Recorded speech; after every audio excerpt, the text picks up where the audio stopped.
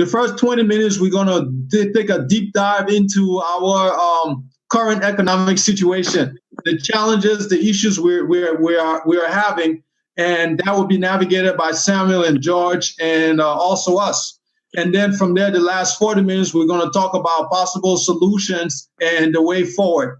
And one last thing, we are sensitive to the situation that is going on in Liberia right now. And for our water cooler moment, George Lobo asked a very important question. He said, with everything that is going on politically right now in Liberia, why is it that we will dare venture into talking about the economics? And so we'll start with our water cooler moment. We'll pass it to first. We're going to start with our senior person that is here as our water cooler moment. Samuel P. Jackson, please introduce yourself. And then also the water cooler question is, with everything going on in Liberia right now, the political climate, should we even dare speak about the economy? Please take it from here. Thank you. Well, ladies and gentlemen, thank you all so much. I really appreciate, being here today. Every now and then, you sometimes get really upset about what's going on in Liberia. And so today, what I did was I just basically let it hang out all there. Look, we're at a critical crossroads, and we need to make some decisions about where the country is going to be. And we need to all come together to make those decisions. You can't have three people running the country. You can't have one man running the country. We all of the best, And when everybody is happy in the country, okay, not 100%, but I mean, most of the people are happy. There will always be poverty, but at least, let's try to reach out to the people in extreme poverty. Let's give them hope that there is a tomorrow. And I just hope and pray that we come to some kind of an agenda for the development of this country where we can all put our hands together and make it possible. Samuel, thank you for that. So let me ask you this before we move to George. One question. So are you saying that talking economics will give hope to the people for a better tomorrow? No. Too much talk, we've talked for 172 years. It's time to implement a development strategy that includes the entire country, all political views. I mean, the divisiveness in the country is too much. And the divisiveness is in the country because people see the optics, a few people enjoying, and others are not. I mean, the thing is like, look, Mr. Weir, it's a billionaire, but you can't come after 2 months and build 50 houses, And then people see other people who came in from little matchback houses, they're living in such luxury today, And when you live like that, you have to reach out to the rest of the population, even people in the opposition, because they have to have a livelihood too. When they don't have a livelihood, that's why you're going to see the people leaving the COP. Okay? People leaving the COP because they want to be included. They believe that their naval strength is buried in that country, and they also want to be a part. And I'm not saying that everything that's here is correct or the correct to demand the step down of a legitimate constituted president, but they have a right to air their views, and the government has a responsibility to listen to all views, no matter how extreme it is, to listen to everyone. That's how you build society, and that's how you build a foundation for prosperity. Thank you, Samuel Jackson. So here's a guy who is saying that we're talking about this today, but make no mistake that he plans for those words to be put into tangible solution and actions economically to improve the life of people. I will now pass it on to George. George, please don't assume everybody know you. We know you get 10 million views. So please say a little bit about yourself and what do you think about that? Thank you. By way of introduction, I'm George Preston Lobo Jr. I'm a Liberian living in the state of Arizona. I'll keep it short. I'm the conductor of the Drive Talk Show, where we analyze issues unfolding in our country. Not to take too much away, I want to also begin by saying thanks to all the Liberians who tune in to watch this program. Where Semi left off from, let me pick up from there. Today is an economic forum. The economy works when everybody benefits. When we talk about a prosperous economy, that means everybody in the country are doing well. People are earning income, people have jobs, people can take their families out, people can go on vacation, people can afford to pay school fees. That is an economy that works for all. People can move from one place to another. Goods and services are available. Access to quality healthcare, quality education system. These things must be put in place. But here's one thing that struck me, Williams, that is very important as we have this conversation, like I said. In as much as we continue to talk about government and talk about the need to diversify our economy, the need to get everybody involved. But the condition under which Liberia is proceeding now, with every young man being a revolutionary leader, everybody they are revolutionary. Then again, we make the environment so toxic that it is difficult to attract foreign direct investment. Because in a country where there's no stability, where every day people will be in the streets, I don't think you want to put your money in any country like that. So when we have this discussion, you see, I like my friends who are economists. The economists will give you, because they are technicians, they will give us all the data, they will give us the theories and tell us if you do this, this will work, this will happen. That's true. What they do not tell us also is that for all these things to work, we must also look at the security component of these things. So as a government, your responsibility is, when you talk about the economy, you have to look at it in totality. And what is happening in Liberia is scary. And I want us to also think about that. If we discuss the economy, let's talk about the security and safety of our people. Thank you, George, so much. Really appreciate that. Thank you for the comment. Now, one of the things that George mentioned that we will be coming back to Alex a little bit later on, Alex, is that we had some questions about some of the numbers of economic growth, Alex, that you mentioned last week. And so we have some questions about that. But for now, Alex, for the water cooler, what do you think? Is it the best time right now to be talking about economics with the current political situation in Liberia? Please go ahead if you are available.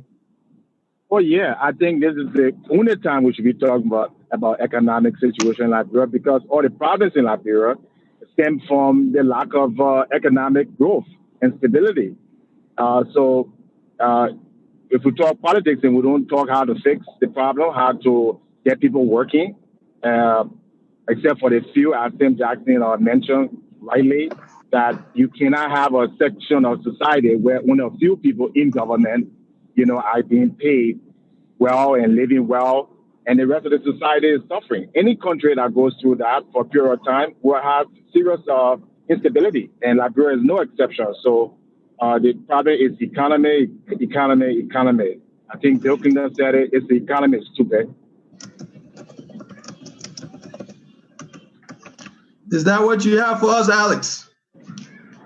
I think that's enough. I mean, I can't overstate the issue. The issue in Liberia, the only issue in Liberia is the economic situation, and the country, the president and his inept financial and economic team, they just not up to the task. They're just inexperienced. They don't have practical knowledge. They go and make a lot of assertions, such as implementing 30% bonds and salary harmonization. Those are all. Those things does not make any sense. What Liberia needs is to set up industries, okay? You need to bring people who know how to run industry, how to run banks. It's the bank that provide the credit and that provide economic stability to a country. And Liberia has no Liberian banks. And the one that we have, some will make the argument, LBDI. LBDI is almost like a government entity in Liberia. So we need to fix our banks. We need to use the banks to fix our industry.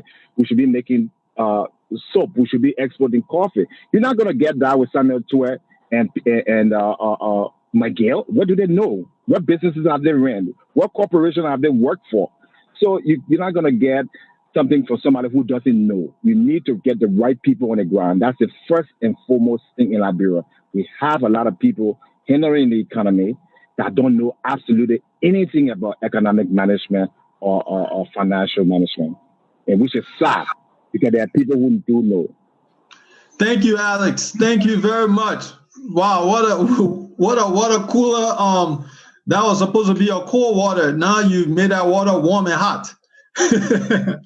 But thank you so much. One of the things also to keep in mind is that the Minister Samuel 12, Liberia, he had a show, I think, where he was on a show. I believe it was this Monday. So we're going to be talking about some of the comments that he made on that show. Dennis, water cooler, what do you think? Economics while the political situation, or what?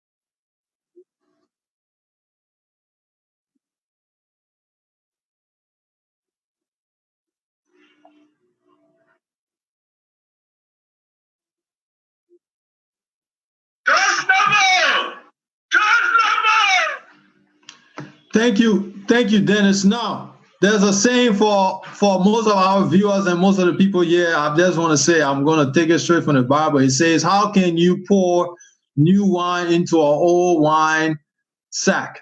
First, you must have a new wine sack to pour the new wine in. Now, that's very interesting. That's a very, I see people are itching to comment on that. So, we pick up from where we left off last week, okay, with this thing about the overall economy. Okay, gentlemen. So let's begin and let's have this harder conversation about this. There's a lot of things we want to do, but let's talk about the problem. If you are well off in Liberia, maybe your perception is that, hey, things are going okay. I mean, I see buildings around, I see apartments, I see structure, I see a lot of things going up.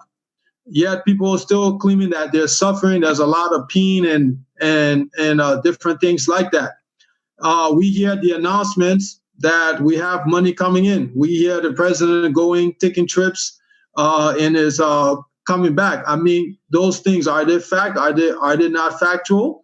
And also, then we get bombarded with this thing that I want to hear your thoughts on. Really, seriously, we are moving to print money, and one of our biggest allies, the U.S., is jumping in.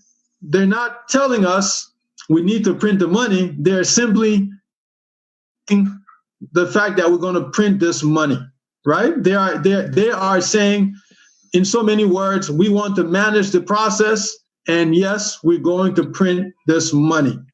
So, George, please take a stab at it. You have your time. Go ahead. First and foremost, before I speak to the money issue, I want to give Semi a chance because Samuel Jackson was a very strong proponent of the printing of the money. As you all know, after the economic dialogue, Samuel Jackson was on radios in Liberia marketing this idea. So I think it would be wise for us to hear from the man who saw this idea, who defended this idea. What was the reason?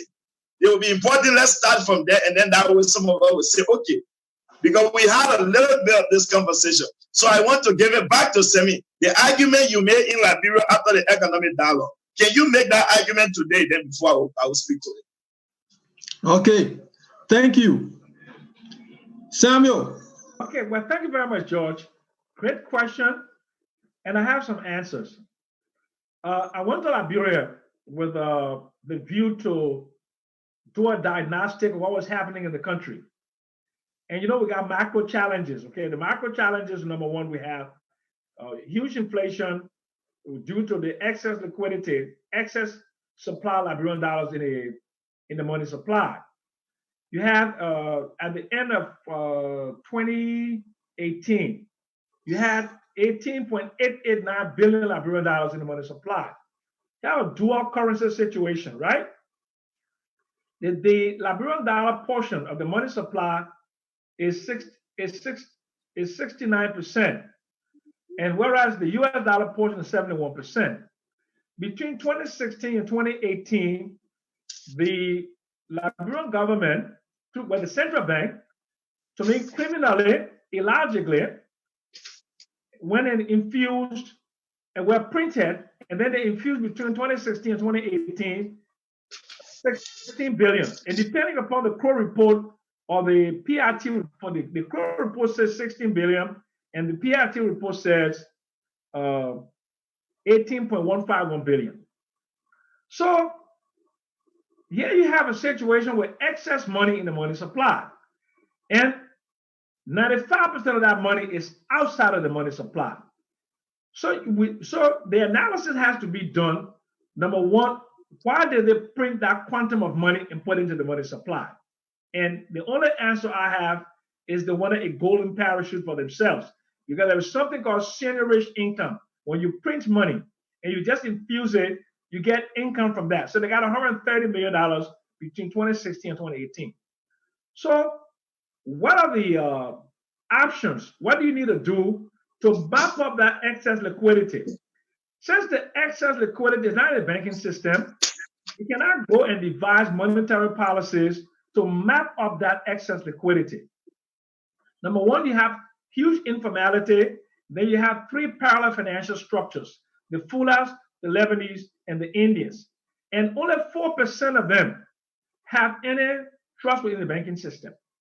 So you want to map out that liquidity.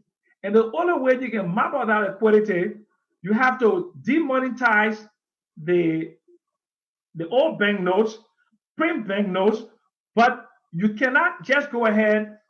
I never told them to print $35 billion. Let get that very clear.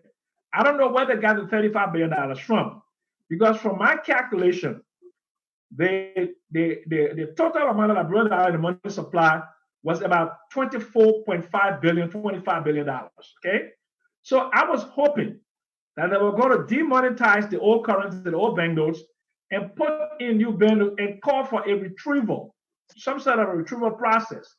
And that retrieval process, you align it with digitizing the payment system in the country, where you improve financial inclusion. Only 7% of adults have bank accounts. So things like mobile money, MasterCard and Visa, and all of that. So I propose a comprehensive set of proposals that will solve the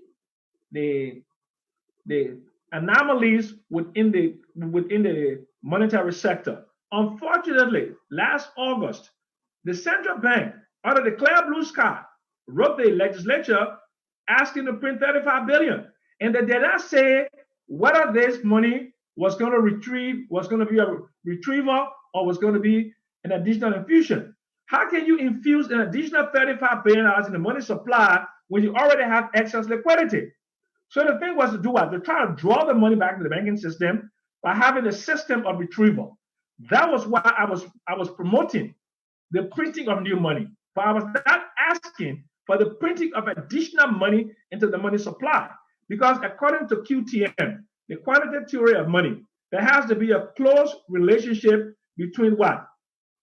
The economic growth rate and the money supply. If you have excess money supply, which is higher than the growth rate, which was 77%, they increased the money supply, Liberian dollar supply, by 77%, and the growth rate, even if you use your own figure, 3.5% growth rate, and then you increase it by 77%, that is completely, outside of the QTM theory, which is a time-tested theory that started by Nicholas Copernicus and was been validated by somebody like Milton Friedman and Ladler. So that was my position. That's why I wanted for us to change the old banknotes into new currency. That's what. Thank you, Samuel Jackson. Right. Thank you. So wait, George. Let me just clarify his point. Then you're gonna speak. So what I'm understanding you saying, Sam, is that yes, you were talking about proposing the printing banknotes. However, you were not speaking about that in a vacuum, meaning you weren't saying you just print the money and you neglect some of the other economic indicators or some of the other things that they should be doing, which is looking to make sure there's some demonetization, basically pulling some money out the economy. So so now what our understanding is that the way they're trying to do it now, that your hand not inside that one, that the way they're trying to do it right now. Well, absolutely. Because look, in fact, I sent my monetary aggregate study to one of the panelists. I sent it to Alex and George. I can send it to you now. Okay, if you do, I appreciate it. If you want my email, I can send you my email. But we'll go from there. When I'm ready to speak, I'll speak. But you can tell me your email address, and I'll send it to you right now. Very easy to send. Thank you, Samuel. George, just so you know, there's a chat on this, so if he sends it to you that way or text message, you will get it. So, George, right now you have the floor. Go ahead, sir. All right. It was good that I gave Sam the chance to speak. You see. Let me be very with an economist. It is true, Sammy. I'm a business major with interest in public service and public policy. Just for the records today, I'm a business student in the W.P. Carey School of Business. Now, here's my problem, right, William? Sam Jackson and I we had this argument. The very first thing he said, which I disagree, Mr. Jackson said that between the period of 2016 and 2018, the Unity Party government criminally infused $16 billion in the economy. Samuel Jackson, I would like in this public forum that you will retract that statement, because that is not true. That information is not factual. Let's state the facts. Governor Weeks testified to the Liberian 54th legislature, and he said, and I quote, in 2016, the Unity Party government only printed $5.5 billion. That money, $2.5 billion, was infused in the economy. You kept on saying in your explanation that the Unity Party government infused $16 billion in the economy with no reason. That is not true again.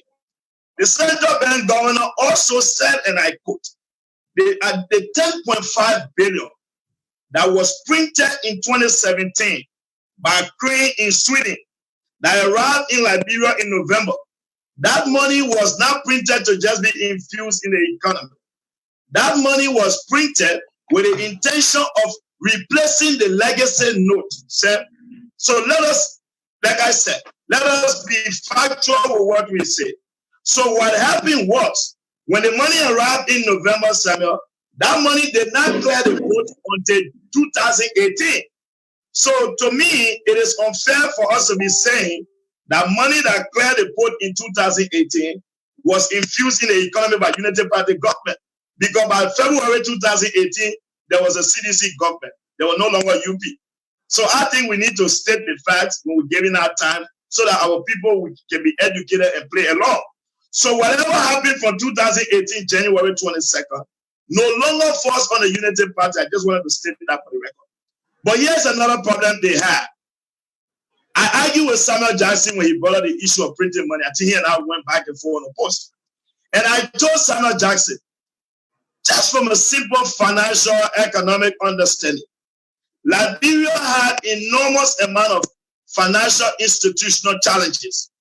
And I asked him, I said, Mr. Jackson, don't you think there is a need that we address the financial structural issues first before printing money?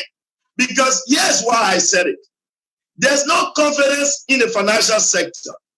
10.5 billion addition that came into the country is yet to be accounted for. That money was supposed to replace the legacy note. The reason why Samuel Jackson is now saying we have some 24.5 billion in circulation, it could be right because why? That means the money was infused in the economy and it did not replace the previous legacy note. So you have the legacy note on the market and have the additional money on the market. So technically, who follows it? Those are monetary policy action that was taken by the central bank. Now, however, who was the central bank governor in 2018? I know Governor Weeks was made to resign sometime either in June or early July. Now, technically, he was appointed by Elliott, but in 2018, January 22nd, he was working for the CDC government, not the Unity Party government anymore. So I think when we want to speak like that, we need to be factual and just tell the people the truth. Here is the problem, Sam. I personally oppose to the printing of money because I said the first money that came that was supposed to replace the legacy note, that did not happen. So we have the legacy note in circulation. We have the additional money that was printed now in circulation. Another thing you spoke about, which I agree with you, on the issue of inflation. The more the people continue to print money, Semi, and we know that the government itself, the Liberian economy is not doing well. So what is the need to print additional money when we have money still missing? So I told you, I said, Semi, we must first address the structural financial issue. Let us restore confidence to the banking sector.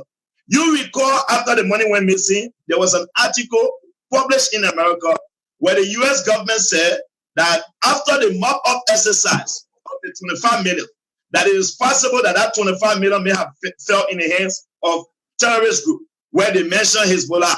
And the reason is very simple. In your explanation today, you talk about the process by which the mop-up was done. You mentioned the Indians, the Lebanese. Unfortunately, it is sad to know that what you say here contradicts what the finance minister told us. Minister Twe didn't tell anything about the Indians. Minister Twe told the Liberian people that he put the money in a car, they went on the street, he used the word, the non-conventional method for the mop-up exercise. So technically, I'm finding it hard to understand exactly now. I trust the finance minister because he was the one in charge of the economic management team that had the power, that did the infusion. So where we are right now, Semi, I have disagreed, and I continue to say, until the structural financial issues can be addressed, I do not support the printing of money. And that is my position on that. So the legislature, I read an article last night that some people were giving 5,000 for the approval of the printing of some 35 billion. Semi, I think you know what you already know it. For me, here's what I tell the Liberian people. If you want to understand the effect of printing money with no value, I want you to begin to read on Zimbabwe and understand the effect of hyperinflation. We will get to that down the road. But I'm just saying. No, we want to, George, Samuel, we're going to come back to you. George made some comments about you. But George, before you move on, please, on this forum, we want to keep some of this language very simple. So I will ask you this question, okay? Just this question.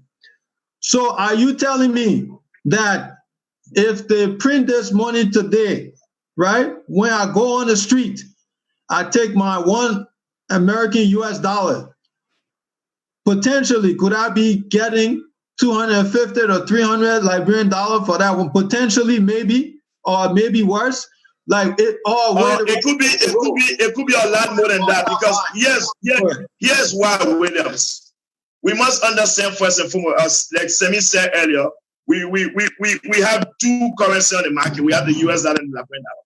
Back in the days, right now, given where we are, in Liberia, the demand for US dollar on the market is high. As you know, Liberia imports almost 73 or 78% of domestic consumed goods. So we need US dollar to pay for our inputs. Now, not only that we need US to pay for our inputs, we also need US dollar to meet our salary demands. Most of the people that work in Liberia in government, they get paid US dollar. Now, the government is not doing enough. There are not enough economic activity to say that we're able to attract the amount of foreign currency we need. Our exports are down. We're not exporting iron ore and rubber like we used to. The price of those our two major exports have already fallen. So what I'm saying is, in as much as the US rate, the need for US dollar on the Liberian market continue to increase, if you have excess amount of Liberian dollar out there, technically we will not be able to keep up with it. It will not be. So you might run into a scenario where one US dollar could be $200-300 Liberian dollars, especially with that $34 billion in addition coming in. I don't know how they intend to do it. Let us not assume. But what I'm saying right now, there are basic steps must first be taken.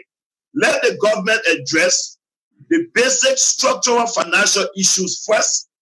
Let us make sure we properly account for that $16 billion. Let us launch a criminal investigation. Let's get to the bottom of that. Then when we know what happened, where is that money, then we can decide, say, okay, like Sam said, he didn't tell them to bring 34 billion, which I agree.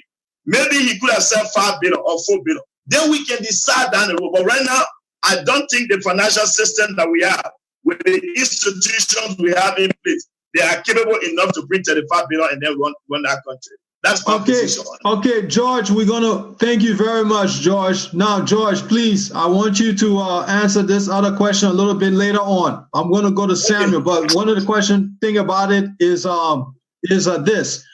Right now in Liberia, I'm a banker. The pressure is on me. I see people lining up all around the bank and everything like that. And you telling me that you want the people to hold on, December 31st coming, but you still want me to tell the people to hold on while we get our house in order.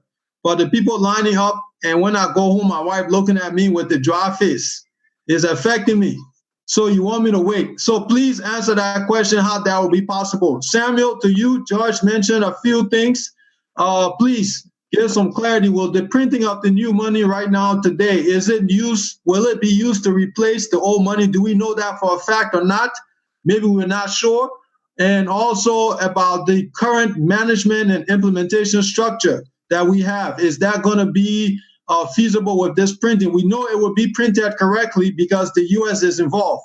But the implementation, is there some fair with that implementation? And then after you respond, Alex, I want to come and hear your thoughts on that. Go ahead, Samuel. Thank you very much, William.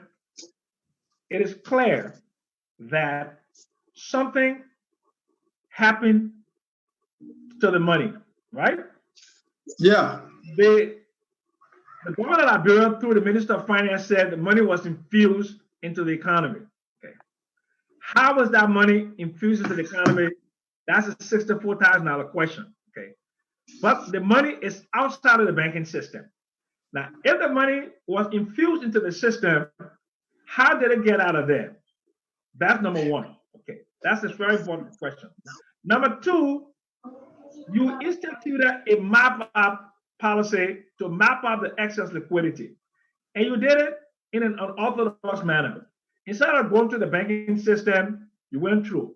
And the Crow report said there were not only anomalies, but there were criminal facilitation going on where you went to some money changers and you said you gave them $250,000, and those money changing places don't look like anywhere that even have 10,000 Liberian dollars. Okay, how did the money evaporate out of the financial system? And I'm agreeing with George that we have structural issues in terms of within the banking system. But when you look at the macroeconomy, you look at the macro challenges, and you see that you have going to almost 40% inflation, which is reducing the purchasing power of the ordinary Liberians. You cannot just wait. There are macro things you can do simultaneously. So it takes a while to print money. So while you are doing the procurement and setting up the processes to infuse that money to the banking system, you can start a public information campaign to try to improve confidence in the banking system. The other thing you need to do is to find out how did that money get out of the banking system, because clearly there was no run of money out of the banking system. So two things either happen. Either they lent the money out and there's an impairment in terms of the liquidity ratio. It's clear that, and I said it last week, there's a whole criminal syndicate going on at the central bank, because in 2018, the central bank said that there was 40% liquidity ratio within the banking system. Now, how did that deteriorate to near 0% liquidity? The prudential guideline is 15% liquidity, and they're saying they have 40% liquidity. So they have 25% more liquidity than was required. So what economic activity took place? And you have negative growth rate in the current economy. So how did that money vanish and go to the system? So it's clear that the banks are capital impaired. It means that if you look at their capital, their tier 1 capital, which is the core capital, the equity, okay, and you look at their tier 2, which is the reserve and the financial in the investments, and the investments are mostly loans. So if you look at their loans, they have a high non-performing loan ratio. I think it's more than 20%. But then you have to do an aging of those loans. What are those loans granted? What are the criteria for granting those loans? And what are the collateral associated with those loans? And why, when those loans have not been paid for how many years, why didn't you write them off on your books and go and get infusion of new capital? So one of the things that has to be done is that we have to talk to the banks, the 9 banks, with 95 branches. How come your total asset, 9 banks, 93 branches, only 700 million? And if your asset is 700 million, what portion of that is liquid? It is clear that the banks are illiquid, and the banks need to consolidate. So that's some of the things. The other thing that has to be done is, why is 95% of the Liberian dollar out of the other thing? One of the issue is high informality, but you always have high informality in the Liberian economy. 80% of the workforce works in the informal economy, and only 7%. But we always had that. So what happened between 2018 and 2019? And Crow, let's say we have to do some forensic examination. We haven't done that forensic examination, but inflation is still eating up the purchasing power of people. So then, one of the first things you have to do as an economist is to say you need to demonetize.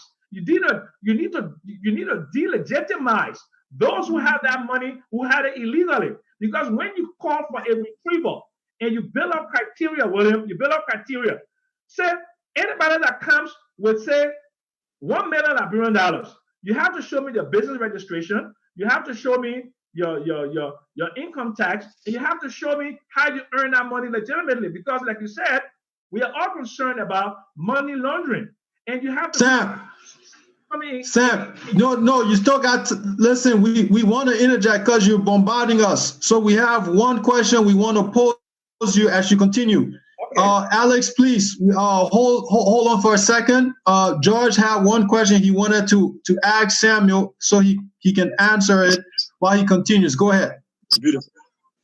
Okay, Mr. Jackson, you said brilliantly that the money is outside the banking sector. Given your background with banking, right? Yeah. You George, know that the central bank, who is the institution responsible for implementing monetary policy, one of the major focus of the central bank is to control the money supply on the market. Is that right? Absolutely. Okay. So as an economist, are you telling me today that 10.5 billion that cleared the port of Monrovia in February and March, that 10.5 billion actually went outside of the banking sector, and we can launch a criminal investigation right now, and you want the same bank to bring. Okay, but why you are doing the forensic examination and launching the criminal examination? The wheels of justice grind and grind very, very slowly. It does not negate the fact that you still have 95% of Liberian dollar outside of the banking system. So simultaneously, do your forensic audit, have your criminal proceedings, but do something about the money that is out there. One of the ways to delegitimize those who have that money is to call for a retrieval. Once you call for a retrieval, you will know who has that money and where that money is, because after 100 days, listen to me. George, wait. Okay. He has a right to his solution. You were digging to it later. Okay, so but let him finish his solution. Okay, go ahead. So basically, I said we will want to do a retrieval. The money, because that 10.5 billion or whatever is suspect. In whose hands how it got there? Because within the normal routine banking system, okay, of the circular flow of money, you shouldn't have that kind of quantum of money outside the banking system. That's yes, I agree. Okay, but in addition to doing your forensic examination, in addition to doing your criminal examination, you have to immediately, quickly, because purchasing power is being eroded. Because if you notice, the inflation rate was going geometrically up, right? And purchasing power was being reduced. You can't, if you don't solve that problem, if you don't solve the problem of liquidity within the banking system, you cannot have a macroeconomy. So you haven't even touched issues like job creation, dealing with aggregate demand, dealing with the economic governance, and all the other issues that are very important.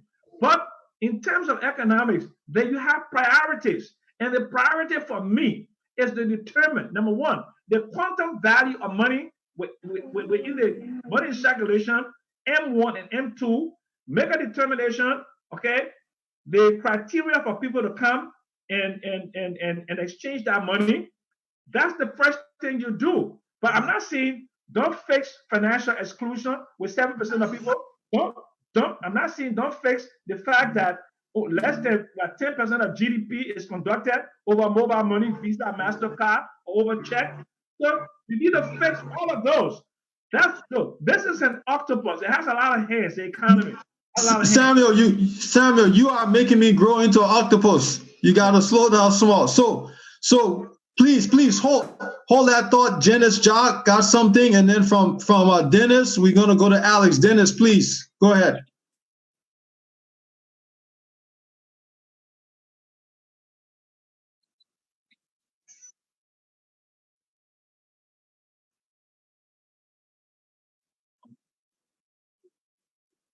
Okay.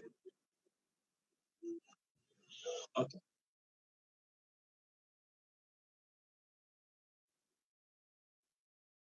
Yes.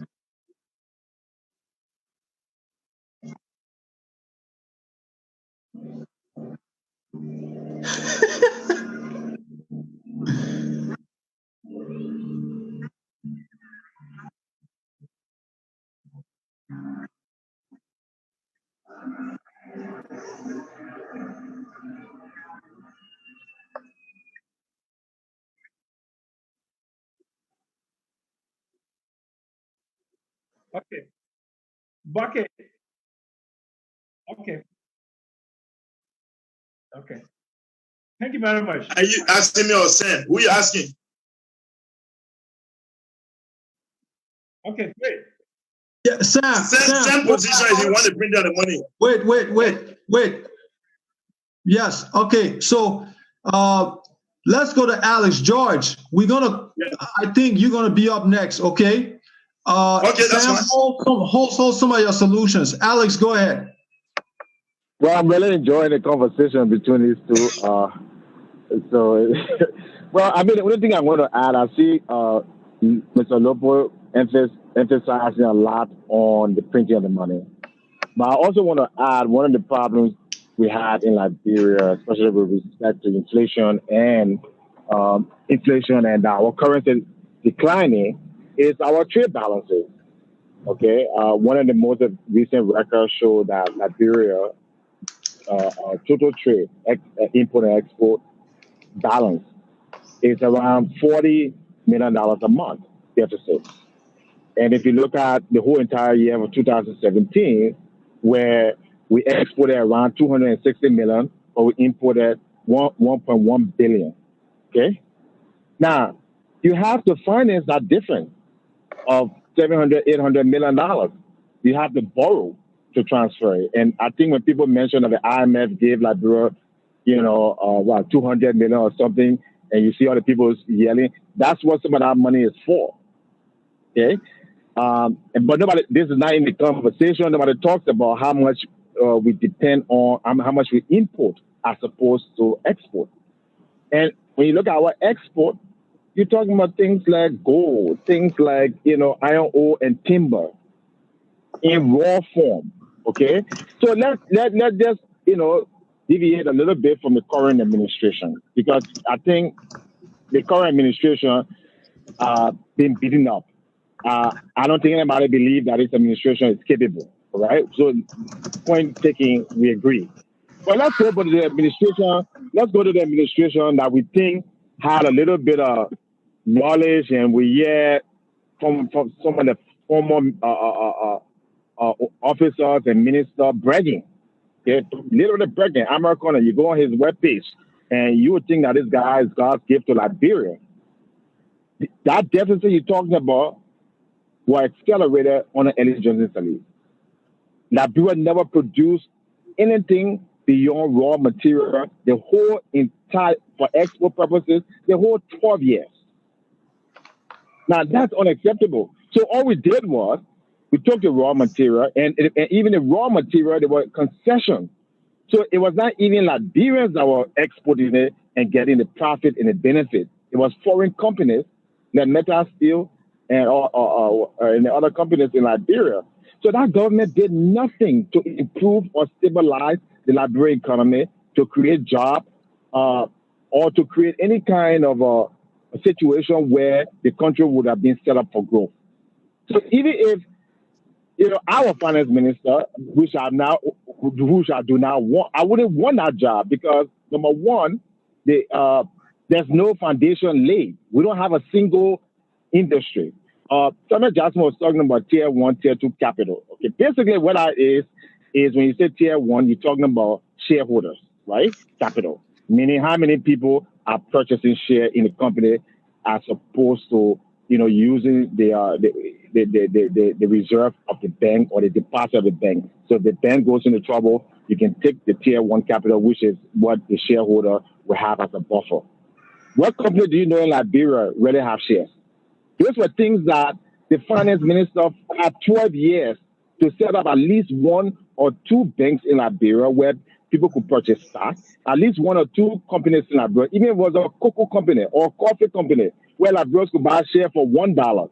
None of those things were done on Ellen Johnson Sirleaf. So basically what it did was they took the donor money, right? And they concession the country, and it just paid themselves on travel and allowances. That's all it did for 12 years. You don't have one industry in the country. So let beat Weir up all you want, because he doesn't know better.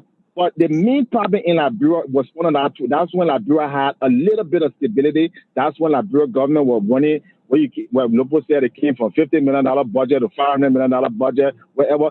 Why didn't they set up Liberian Corporation? Why didn't they set up some kind of independent auditing firm? The auditor that they brought there, right, from Europe, all right, the independent auditor, what it did, when he came out with his report against them, they ran him out.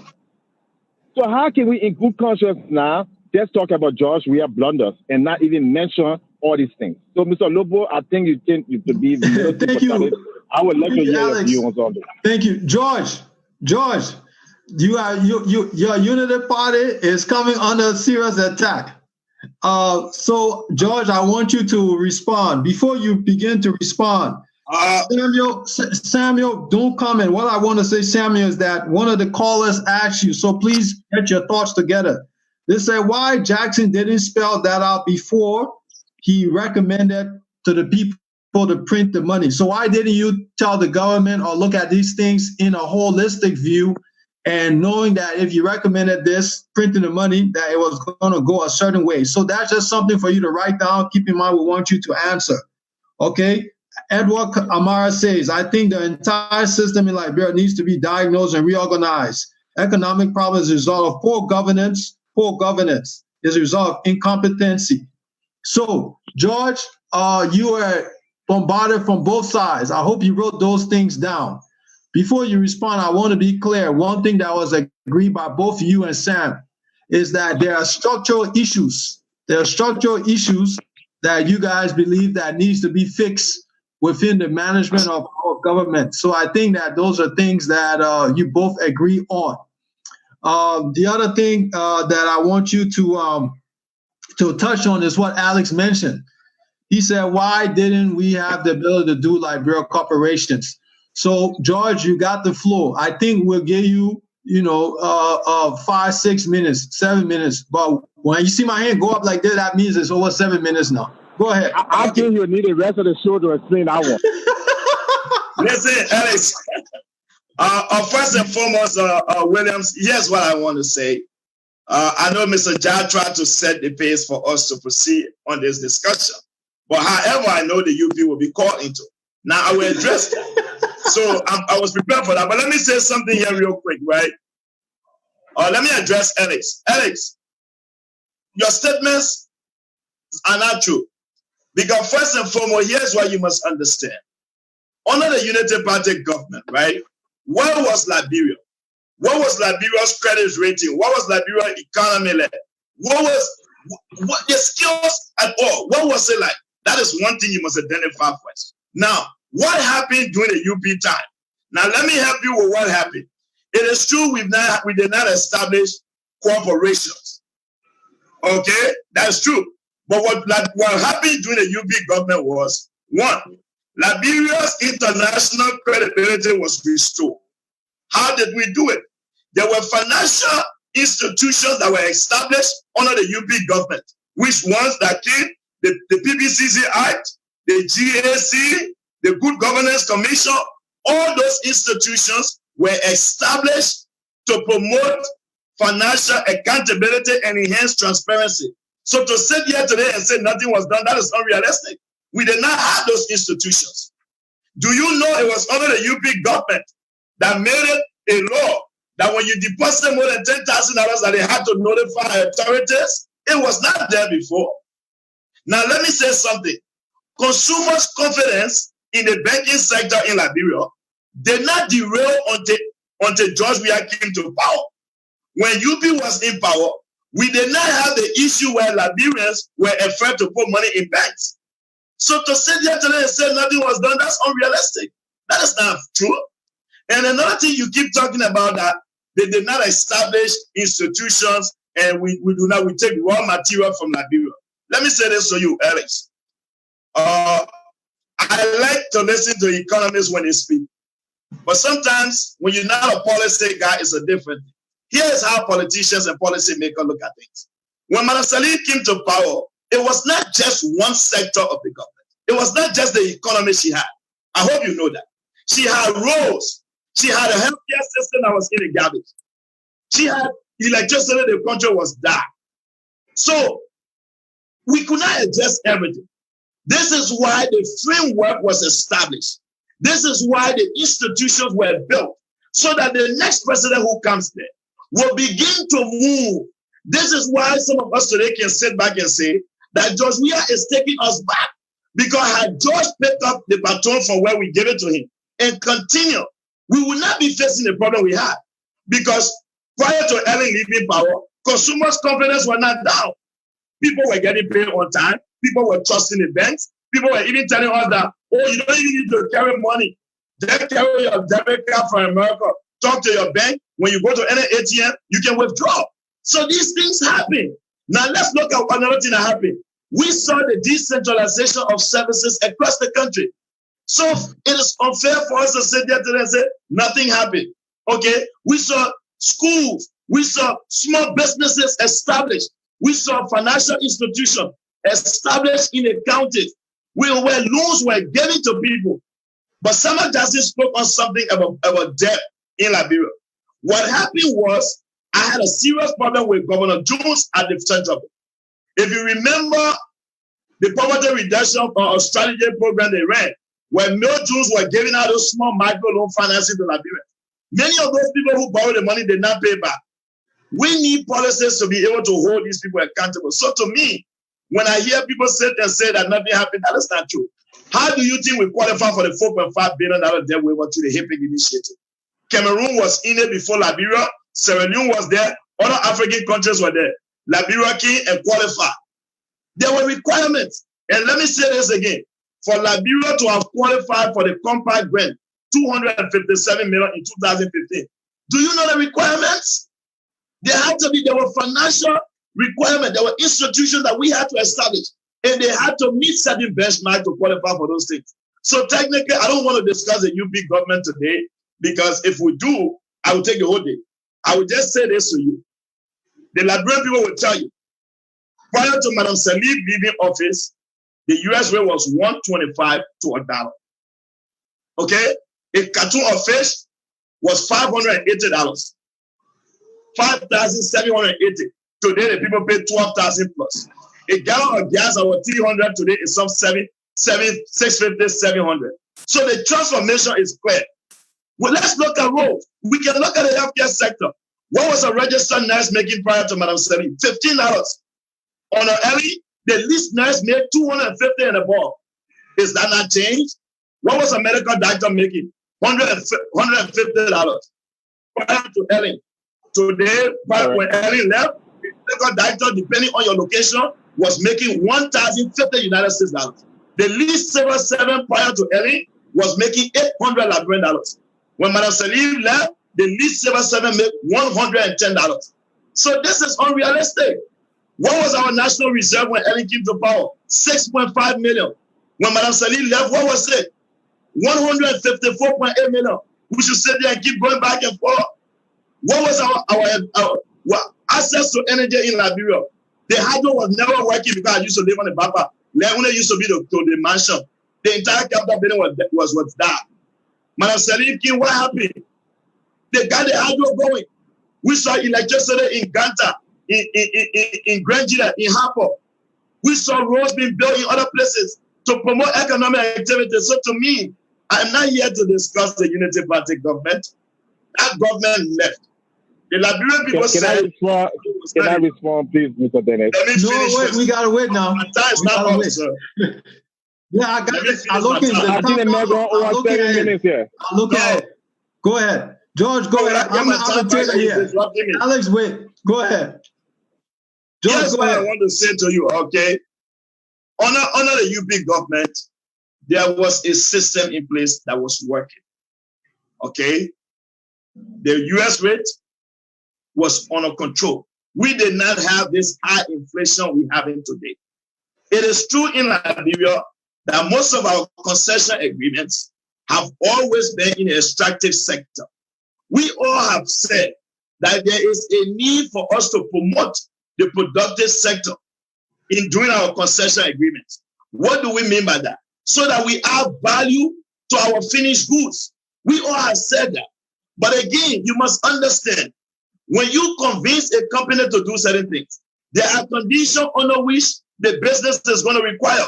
Is that if you told us a mentor to build a factory in Yekepa, but the road from Ganta to Yekepa and more, you spend 2 days because I traveled that road 2 hours. So the government first build a road and tell the people it will be easier to move your goods to the market. We need so some of these things we say, I hope we understand it. We can, everything don't happen overnight, but the framework was established. The foundation was laid that George to this government had then continued. We could have been far up today. We didn't expect that today our national reserve we left will be empty by this time. We didn't expect today that inflation that was under 10% today will be almost approaching 40%. That is not progress. So what is the argument here? And let me respond to the previous caller or comment you said. You said, why is it that I said we should wait? Here's why I said we should wait, Williams. You see, Samuel Jackson said the other time when he was in Liberia, and I quote, I'm going to quote you, Sammy. Samuel said he went to the central bank, he went to the Ministry of Finance, and he does not believe that they do have the competent Liberians to effect any kind of monetary policy action. George, I want you to continue, but let me just let me restate what you're answering right now. The question that I asked to George was, with the banker, everybody in the long line, people asking for the money, everything like that, with all the pressure going on. The question is, we want relief now. So George is responding to why he believes that they should wait, despite their current hardship. Go ahead, George. Okay, but here's what we must understand, William. Why, when we talk about we want relief now, we're talking about the money supply on the market, right? Yes. The central bank, had they done their job, you think about it, 5.5 billion was printed in 2016. Up to 2017, June, the central bank had infused only 2.5 billion. The rest was kept in the vault. How is it that 10.5 billion went missing? So technically, that is a problem.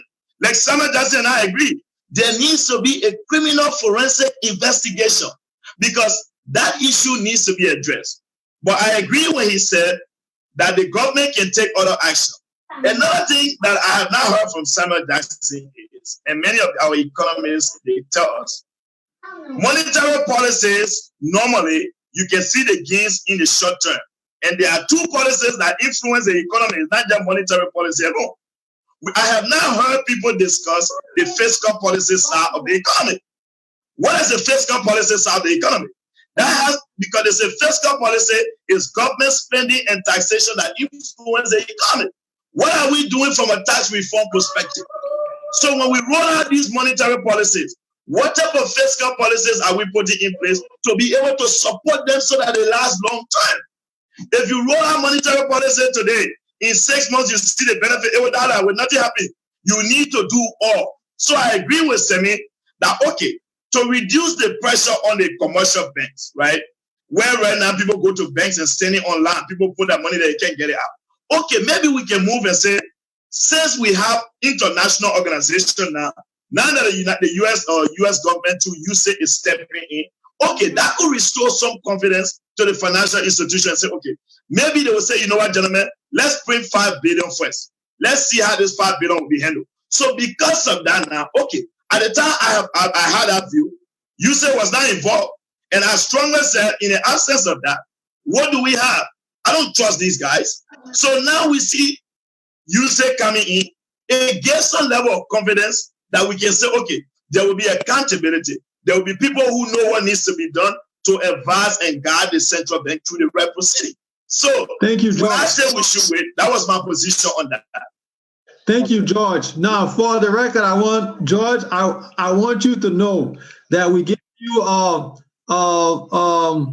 12, 13, 14 minutes. And on our another talk show we'll talk about the two-way party, the top one, and how we give you so much time to defend President Sirleaf. So you have to give us our time too. But in all fairness, so can I respond? Yes. Can I respond to Mr. Lopo? Wait.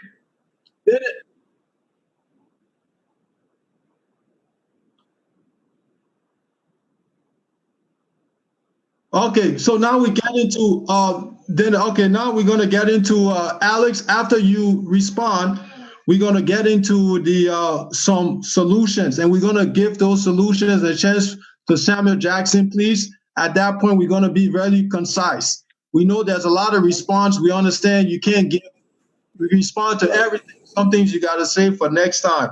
Now, one of the things to keep in mind from someone online, Alex, this is what they said. They said printing money is one of the stupidest decisions this government has ever made. You don't take all the money off the market in order to print new money. I think what this government is trying to do is to collect the old currency and cash it out.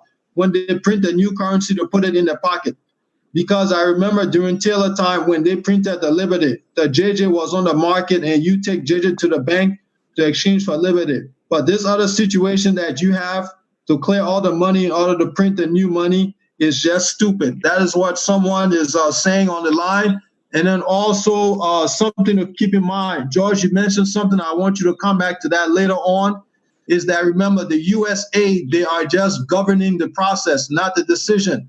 The decision has already been made. And also the other point is that there was rumor that that money had already been printed and it was just being stored somewhere. So I want you to talk about that a little bit later. But now, Alex, please go ahead. Okay, I won't need 10 minutes or 12 minutes to respond to Mr. Lopo, but I'll need at least 3 to 4 minutes, okay? Okay. It's what's unfortunate is, number one, you go for 15 minutes and you still did not answer my question, okay? When he says he's a business student, when you're running a business, you have specific goals, which stated goals that you yourself say you're going to achieve. And it's those goals that you state is what people are going to evaluate you on. If I can recall, Ellis Johnson Sirleaf's goal was number 1, corruption, and number 2, poverty reduction, right? Okay, so going into whether or not other things were done, fine. A president's supposed to do those things. But the two express goals that Ellis Johnson Sirleaf came up with to reduce poverty, right, and to fight corruption, it was a catastrophe. In fact, the poverty increased and corruption was more rampant. So for you to come here today and try to defend that, all right, why would you need a good governance commission in a country when you claim to have a good leader or good leadership? Why do you need a government or these institutions that you're talking about? The reason why those institutions were imposed on countries like Liberia, because the government were irresponsible themselves. You already have a Ministry of Justice. If the Ministry of Justice is doing their job to prosecute people, government officials, including even charges against anyone who corrupts or who abuses power, you would not need most of those institutions. The only thing those institutions did was it put money in Unity Party's members' pockets, for which they delivered nothing in return. Like I said, and I'll repeat, for 12 years, the increase in budget that you're talking about, those were monies that came from donor organizations. They were not income that was raised from Liberian government. The budget was supported almost at 1.60% of your national budget. All right, were coming from the EU, United States, and other services. In addition to that, when Ellis Johnson Sirleaf, she did not have to pay for security. So even with all of those things came in, the health industry the healthcare system in Liberia was being basically offered by the humanitarian organization. The only one thing Ellis Johnson Sirleaf had and she could have done was to build Liberian industry, make sure our banks were good, and hire good people. And what she did, even when she was leaving, look who she endorsed, George Weah. The very person that you claim today who is better for Liberia, Joseph Boakai, Ellis Johnson Sirleaf, beg to differ with you. So the Unity Party has no case, okay? They can cry sympathy, they had enough time, they had enough support, but they had just as much inept financial management. The country were accused of corruption on the index. Liberia fell. They were just as worse as any other country. All right. The central bank that you talk about, all these spenders of money, what happened? Ellis Johnson put her son. Who does that? And claims to have a good governance. So what's the case? And at the end of the day, Liberian people poverty, they had an interim poverty reduction strategy. The poverty reduction strategy, look at any index and show me where in Liberia poverty declined. Look at any index in Liberia and show me where in Liberia the living standard of a significant amount of people, other than the people who were in government, went up. Show me any statistic where there was growth in Liberian owned and operated industry or manufacturing. None of those things happened, and they paid themselves very, very well. And at some point in Liberia, let me let you know, we're going to go back and do the forensic, not just on George Weah, but all your ministers in the last 10 years. and will recover all that money that they paid themselves through travel, expenditure, taking money, covering it up here, and then claiming, hey, we weren't corrupt. There was no independent audit yet that was done on the Ellis Johnson Sirleaf. And until one can be done, they don't have the place right now to say that they weren't corrupt. And she did not offer an independent audit or before she left. So thank you very much, Mr. Lopo. And I hope you'll not be facilitating that ridiculous Unity Party platform for which there is no plan. So as you see on this economic forum, it's very tough to talk economic in Liberians. We are in our nature, although Alex runs from it, but he's not fast enough. So William, yes. Can I speak now? Yes. You're coming, Sammy. The man coming to you. Sam, we're gonna come to you. Now, before we come to you, Dennis has some breaking news that he wants to share, and then Samuel, we're gonna come to you, okay? And then Samuel, when we come to you, just keep in mind we on the other half of our show, so keep it concise. Go ahead, Dennis.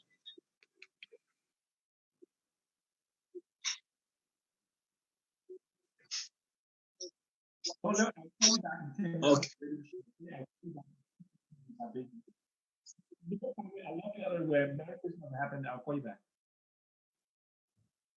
Yeah, because you got me screaming my eyes near the screen. Go ahead. I said,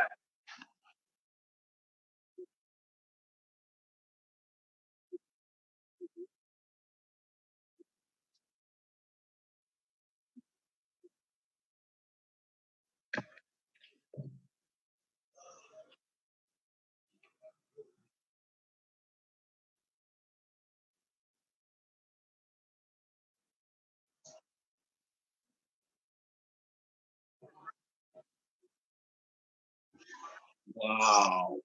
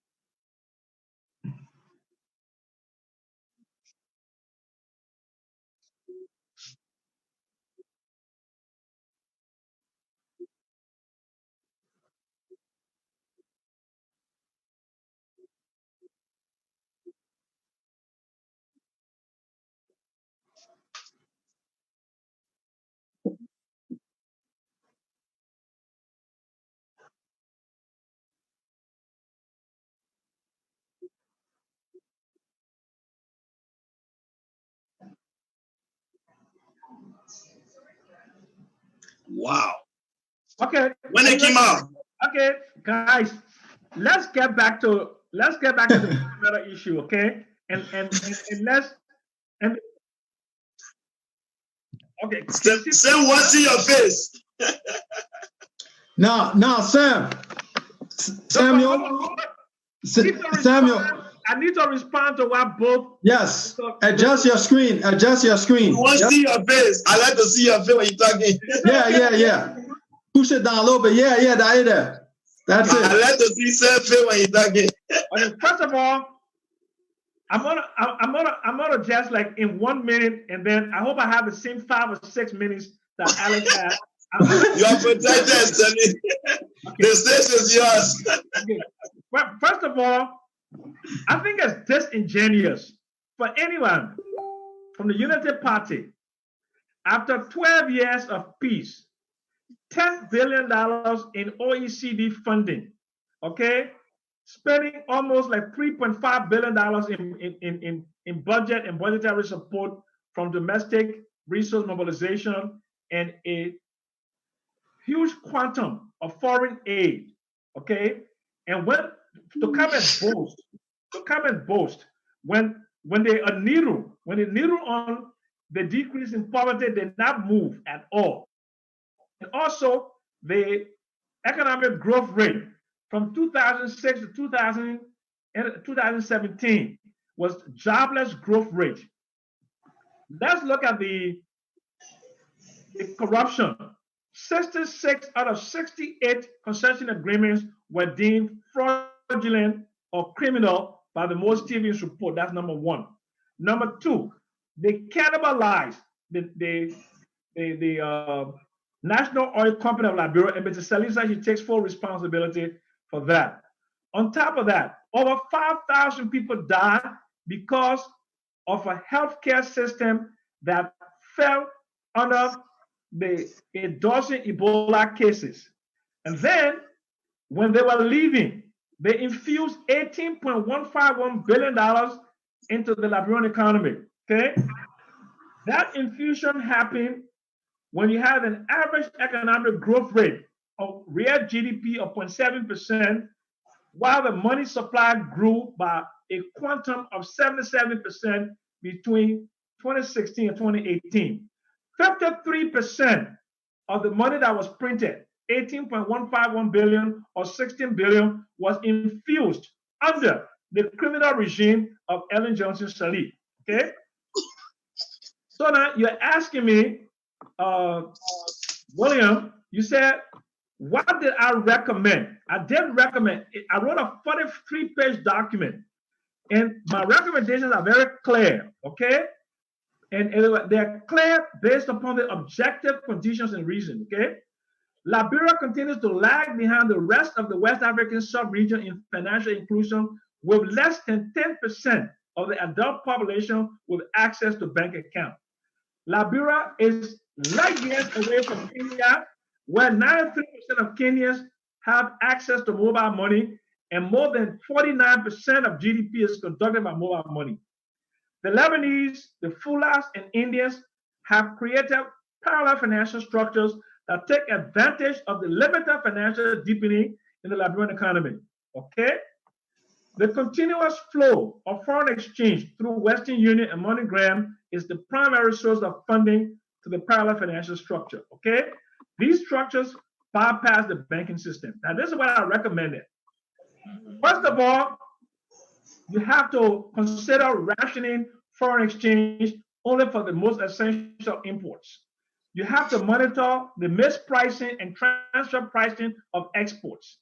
Increase the transactional demand for Liberian dollars by number one, requiring the pricing of more goods and services in Liberian dollars. Increase the proportion of payment of taxes in Liberian dollars. Pay a higher proportion of Western Union money and MoneyGram in Liberian dollars by mobile money or payment system, okay?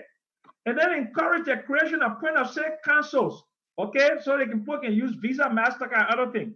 Expand the electronic payment system to wider coverage in the country. Monitor and regulate the foreign exchange bureaus. Develop higher capital requirements for all bureaus. Discourage street-level trading of Liberian dollars in dingy fixtures, okay?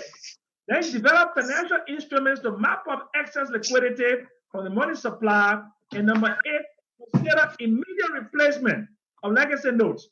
George Lobo knows that, according to the Kroll and the PRT report, only $4 billion of Liberian dollars of legacy note was exchanged. The other one was done on a one-to-one basis. Now, you have two ways to infuse money into the economy, right? The way they were I'm listening. I ain't said nothing, Bob. I'm listening. Okay. The way they were doing it, the 25% surrender of foreign exchange was building up reserves, and they wind up eating up their reserves, eating up those reserves. Okay. Now, what are some of the recommendations we need to do right now? We need to migrate to a single currency regime. Okay. And in order to avoid the shocks, you have to, like I said, increase the transactional demand. So I did not make a recommendation to change the currency in isolation of a comprehensive set of actionable recommendations that will improve the monetary sector. I'm a real economist. I'm not a play economist. I didn't just go say, y'all print money. And I didn't even say print 35 billion. I was very clear that we needed to take out, demonetize the illegal and criminal money that was infused into the money supply by the United Party government. Look, we never had inflation, okay, moving at 25, 30, and 40% in the last 50 years of the country's history. As a matter of fact, during the war years, instead of inflation, we had deflation. So Ellen did not leave a pristine economic environment for the new government. They left them in a deep hole. But they don't have enough technical depth to pull themselves out of that hole. And that is the reason why we are in the mess we are in today. We are in the mess we're in today because Ellen left us in that mess. Ellen gave us George Weah. And number three, George Weah has not what? He has not expanded that tent of technical depth to bring people like Alice Jones, to bring people like Sam Jackson, people like John Mullen, to bring people like Francis Dennis, to bring people like David Finton, people like Elias Silivi, and other Liberians like Samuel Moyela, Vice President of Bank of America, Christopher Neal Jr., Senior Vice President at JP Morgan Chase. There are many Liberian monetary economists around the world that they could have brought. They could have brought other Liberian financial people. Look, there's not a shortage of trained Liberians. But the problem is the insular mentality that this government has developed, where it believes that sloganeering can bring about economic development and prosperity. So that's where I stand. I'm very open to any kind of suggestions on how we can solve the problem. Now let me deal with the EU, the US, and their position. I understand they paid a lot of money for peacekeeping. They spent billions of dollars. And we need to have some sort of stability in the country. And we can't have economic development and prosperity if we don't reduce the decibel, if we don't reduce all of this cat calling doing each other and all of the denigration we do to each other. That's why it's important for Mr. Weah today to take the mantle of leadership and to call upon all Liberians to admit that there have been some serious transgressions in terms of mismanagement of the economy and that they are going to do better. Okay? And I also appeal to Henry Costa, to Darius Dillon, Benjamin Sanvi, Mo Ali, Bwaka Jalaba, and all of the renegades from the Unity Party, including Mr. George Lobo. His party is leading the COP. I mean, these people are shameless. People are shameless, okay? I mean, they're disingenuous and shameless. These are the people that are calling for stability in the economy when they cannibalize the whole fiscal system. We're talking about Sam. Now we already getting up. So you're tapping, Sam. Lastly, wait. Lastly, he's coming land. Let him in land. Mr. Lobo at the IMF analysis of Liberia's fiscal situation, when they did a fiscal thing, well, the Liberian government failed by more. They failed, but they only got about 34% of the fiscal rules and fiscal investment right. They ruined the economy. Then, on top of that, they said they were downsizing and right-sizing, but they increased the wage bill of more than 70,000 people on the wage bill. And the wage bill came to almost 300 million, or 66% of recurrent expenditure. To me, that's not progress. That's retrogression. And Mr. Lobo and his Unity Party people should be ashamed of themselves. Okay, thank you. Thank you very much, Sam. George, couple of things we need to mention here. We really want to look at some possible solutions. And from what I've heard from Samuel Jackson speaking, he had 8 or 7 recommendations to tighten up our monetary policy, which is part of the economy, right? Which is looking at, and anybody listening to some of those things that he mentioned, yes, we may differ maybe a little bit, but what he is proposing is for a way to bring quite a bit of value to the Liberian dollar. Financial system, the banking system.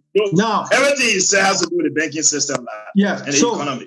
Yes. So I wanted to say this. Of course, he looks at the banking, and we know banking has a lot of integrity. If people don't trust the banking system, they're in trouble.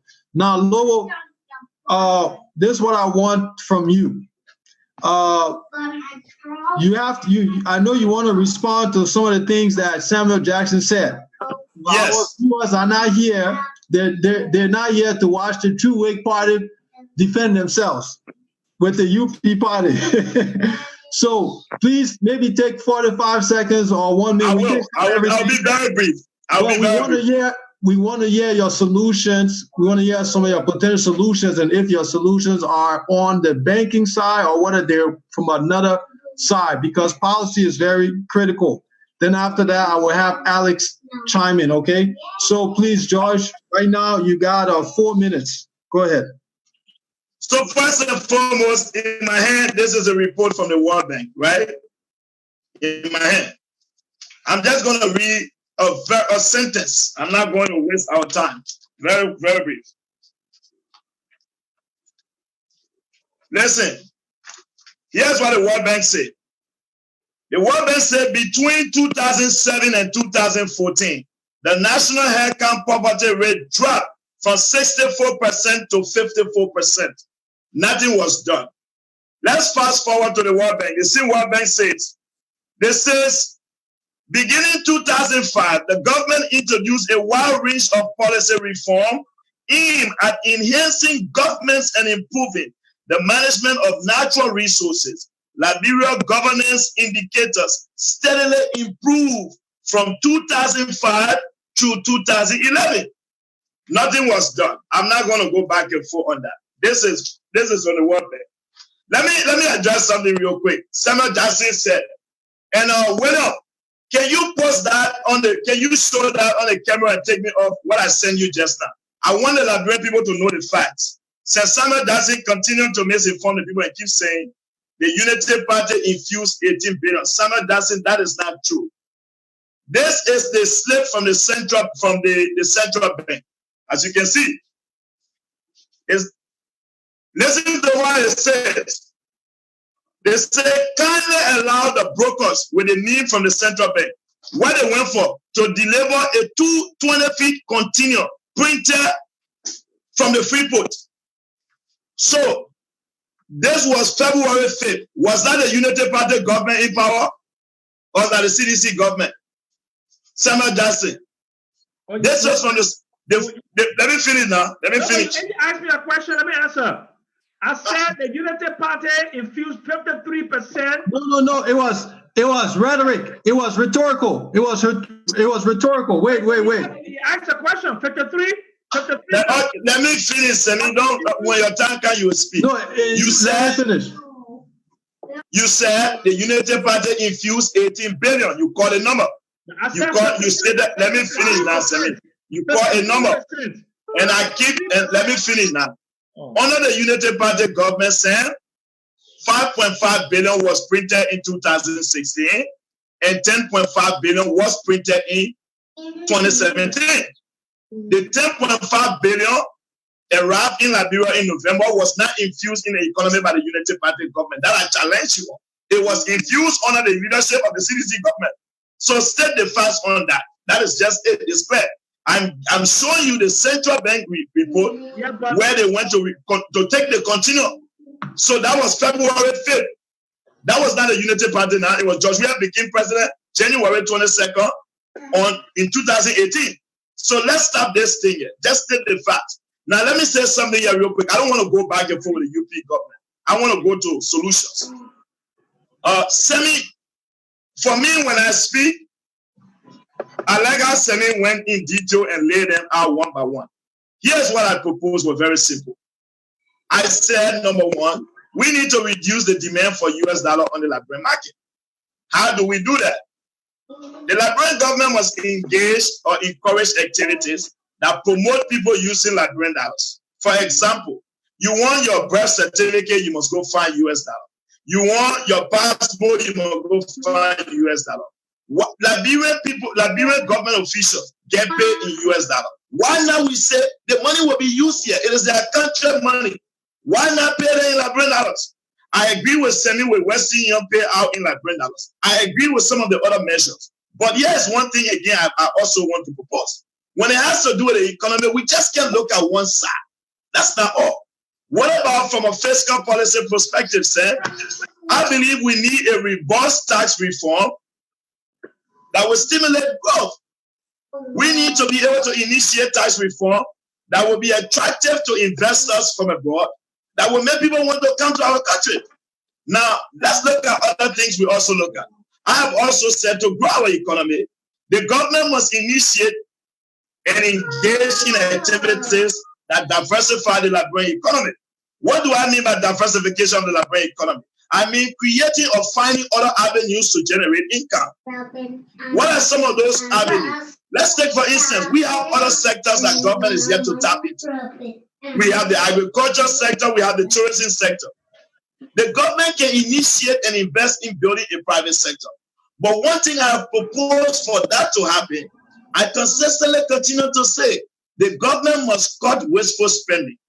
If the government will cut wasteful spending and reduce our expenditure, some of the money, the saving from the cutting of wasteful spending can be redirected towards investing in building that private sector, can be redirected towards investing in the agriculture sector.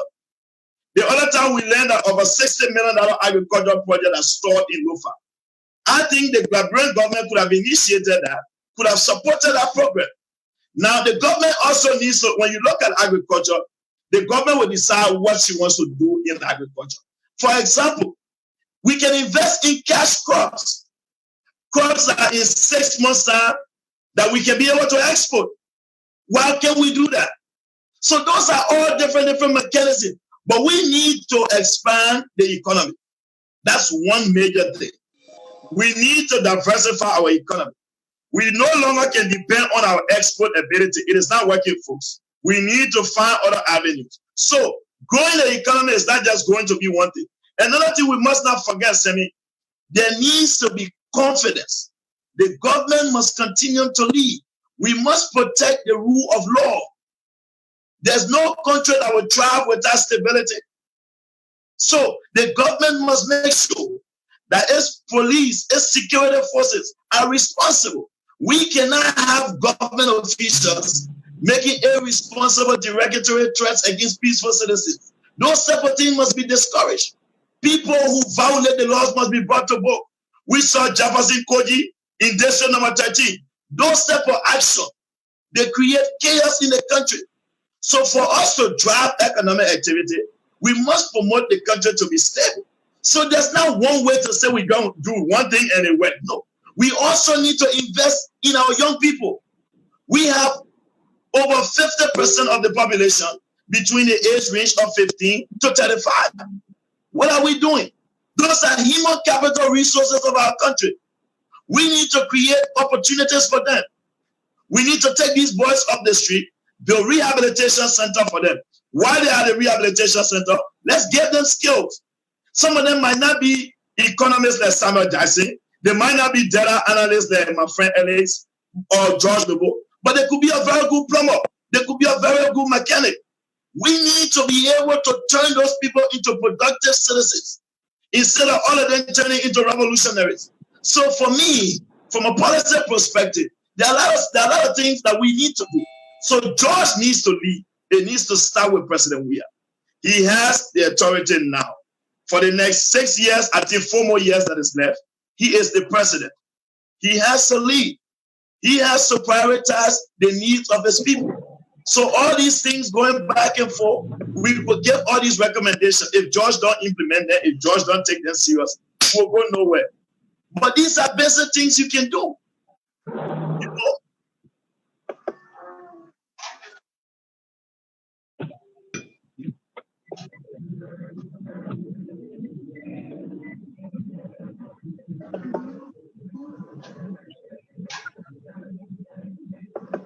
Okay. Yeah, I think let's just go ahead and play it, and then I will just make my closing statement now, if you would. I think enough has been said, and yeah. Or somebody else can come in if they want to.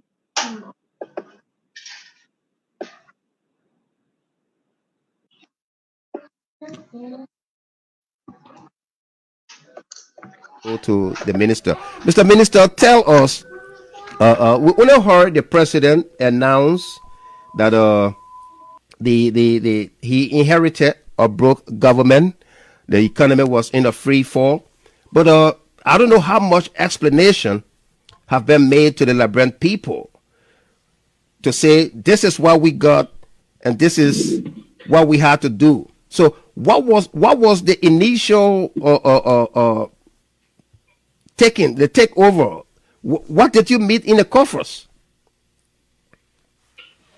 Look, I think the president has provided that information. Everybody knows that the Liberian economy was just existing. You can describe it as a bubble.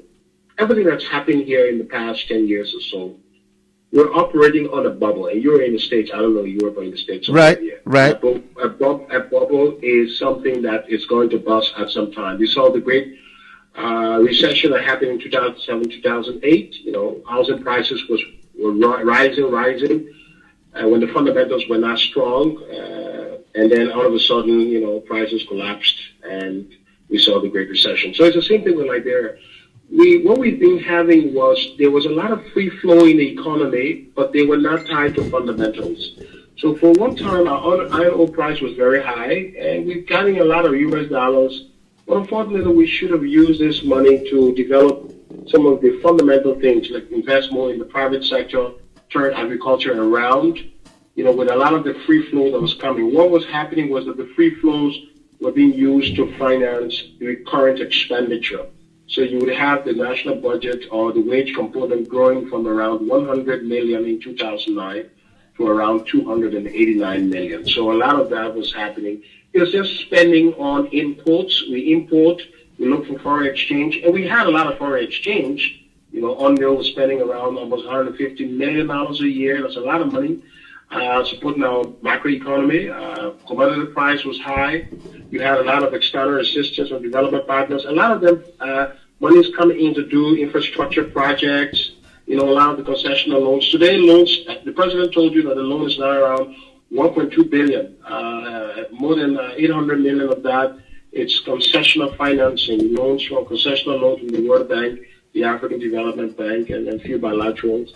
On electricity, on roads, like the Buchanan Road, all those projects. We're about to be paying those back very soon. So, all of this is that. I mean, that reserve, the central bank reserve, I think your listeners know what a reserve, the country's reserve, that's money to support our financial system. Right. Reserve grew down from 343 million in 2011 to around 155 to 160 net reserve.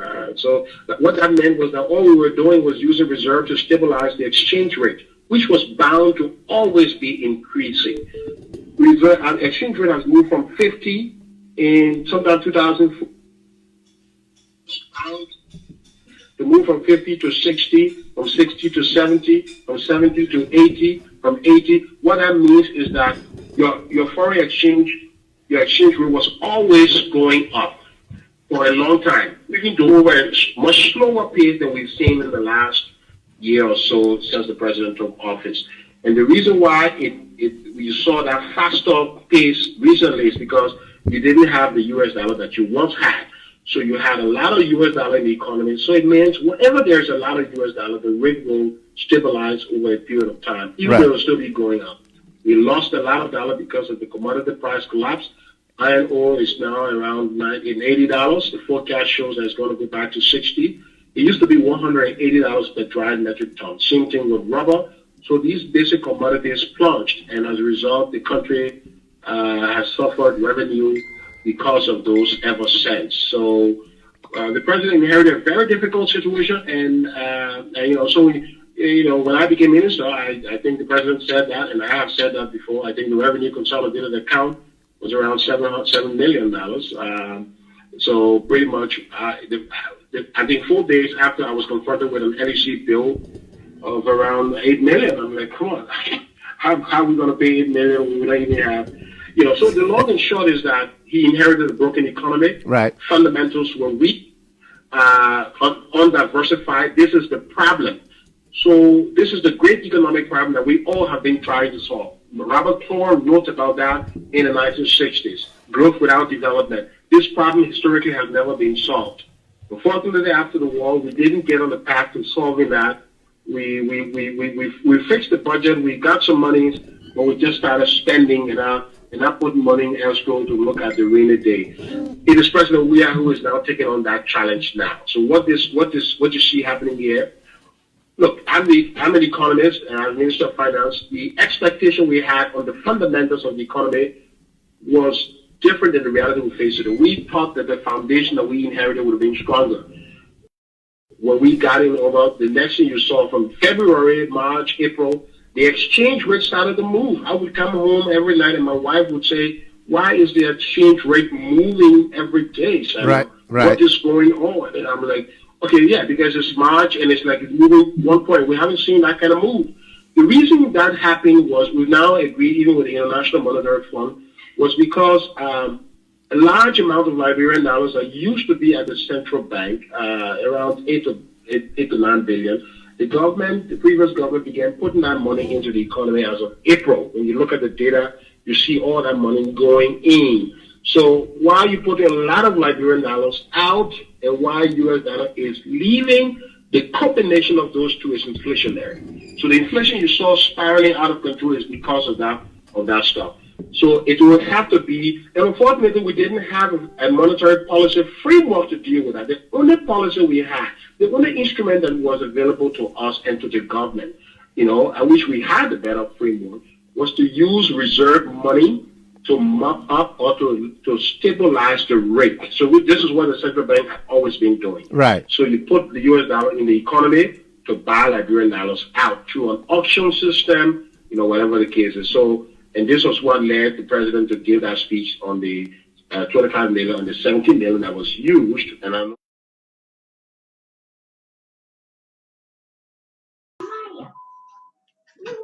I didn't want. Go ahead. Yeah, so we are going to hear some commentary from Samuel Jackson about the interview that Minister Tway had with on the Jidahad Talk. So Sam, we're going to pass it to you now. Please, viewers, just bear with me for 30 seconds. George Lobo had mentioned a letter that he read and that he wanted me to put it up for the viewers to take a look at. So we're just going to take 30 seconds to just look at that. And George, please comment what this letter is. We're going to give you, please, 45 seconds, okay?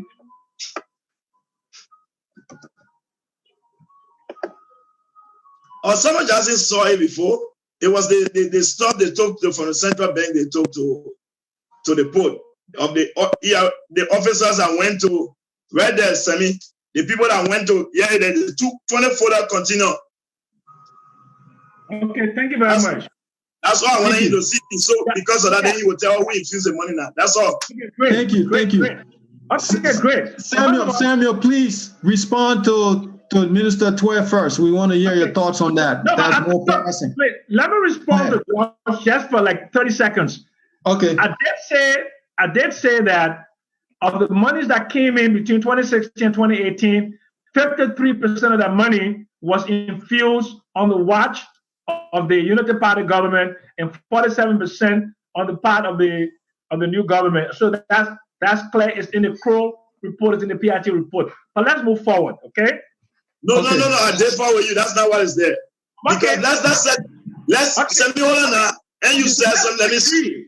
We disagree, but let's move forward. We disagree. No. I want to set the fast straight first now. Hold on. No, but I mean, Look, I read the Crow report. I did analysis of it. Sir, I'm not arguing. Just hold on 1 second. The Liberian people are inclined to know. Just hold on. If you keep saying that this amount, let's set the record straight. I said 53%. Okay, hold on. Semi, just hold on. Wait, I want to make this easy for the people to understand. In 2016, how much was printed? 5.5 billion, right? Exactly. Okay. The 10.5 billion was printed in 2017, right? Yes, sir. Was the United Party in power when the 10 billion came? Okay. And all of the 5.5 billion, let me finish now. What's the record straight? All of the 5.5 billion, Governor, we stole lawmakers that he infused 2.5 billion, and the rest was in the vault. So the 10.5 billion that cleared the port in February, March, was that a United Party government? That's my question.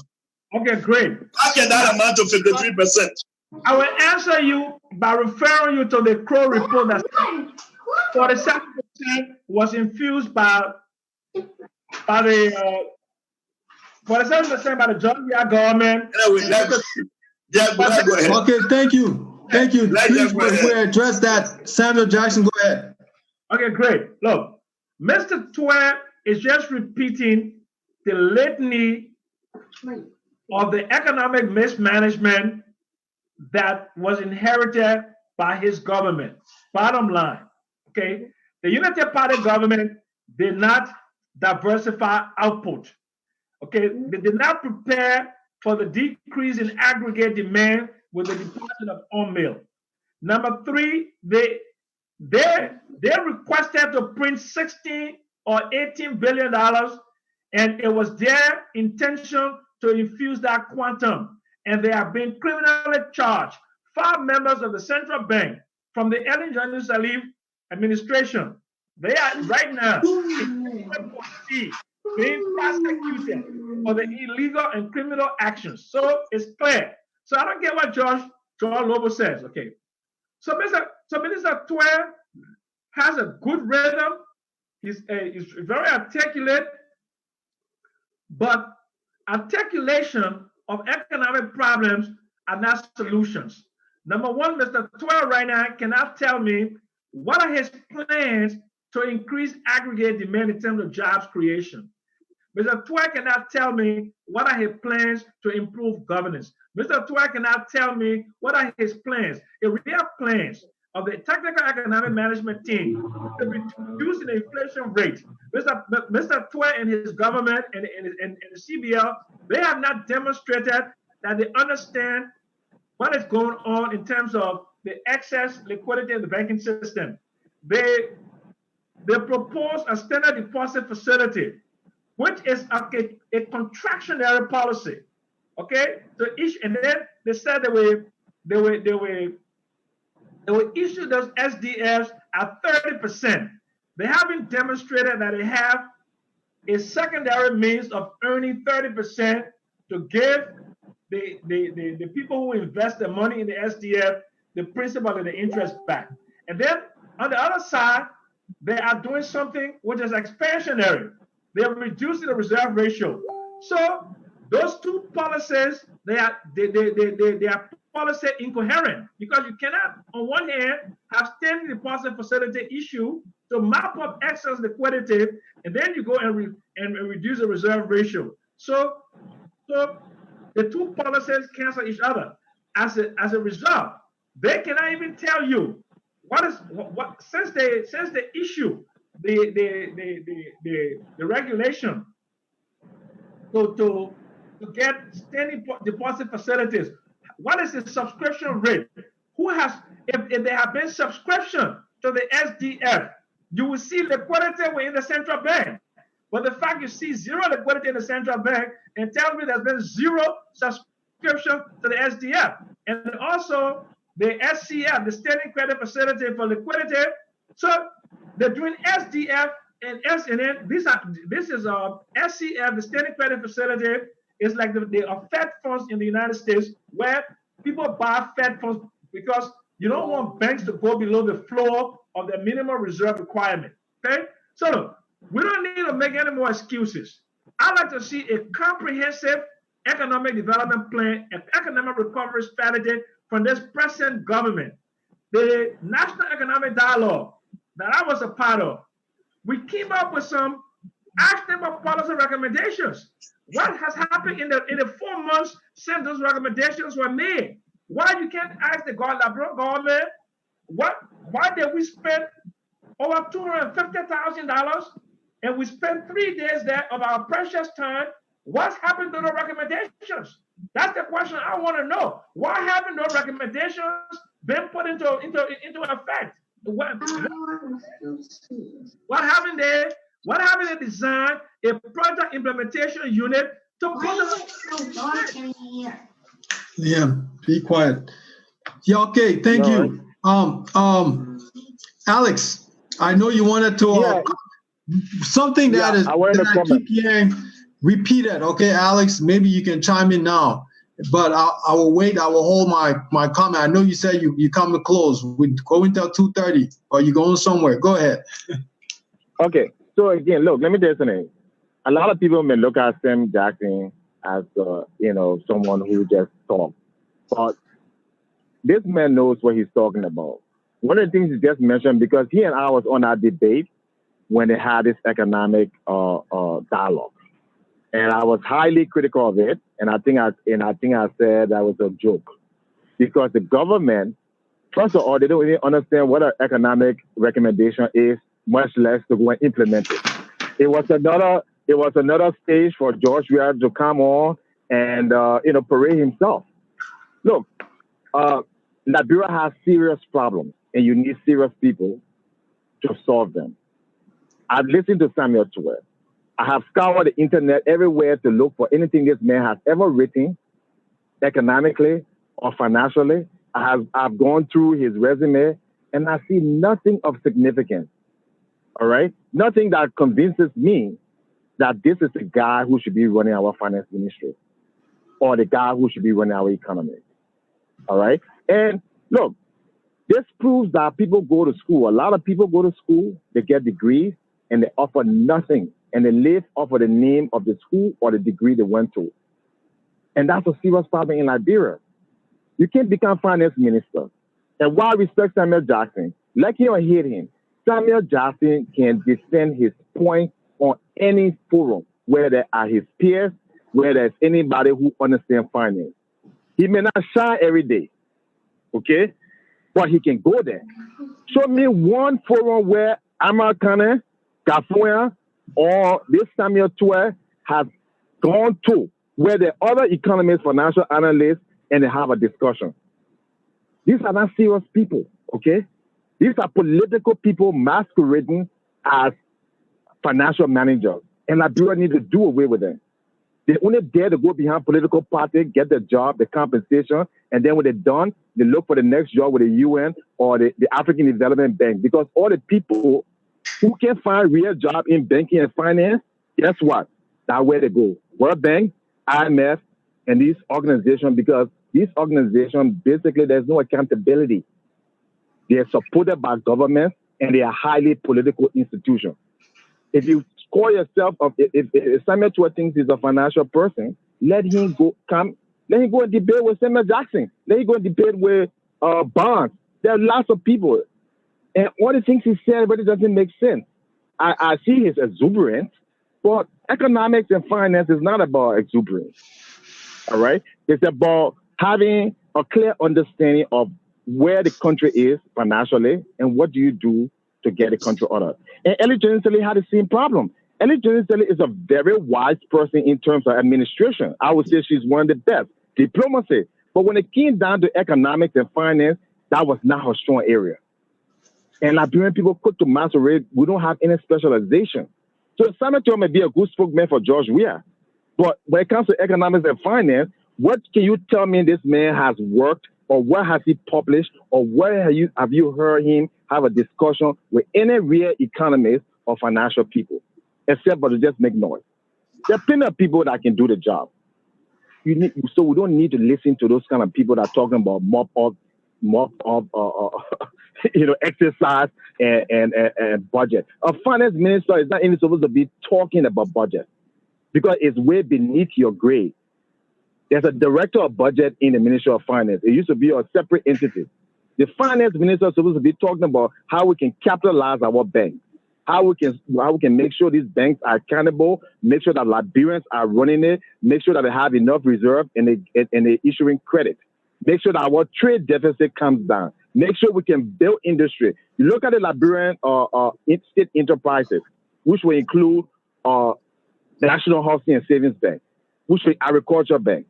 Go back to the earlier administration. They shut it down. Why did they shut it down? Because they didn't have an idea on how to run it. So what Ellen Johnson did, she defunded the Agriculture Bank, the National Housing and Savings Bank.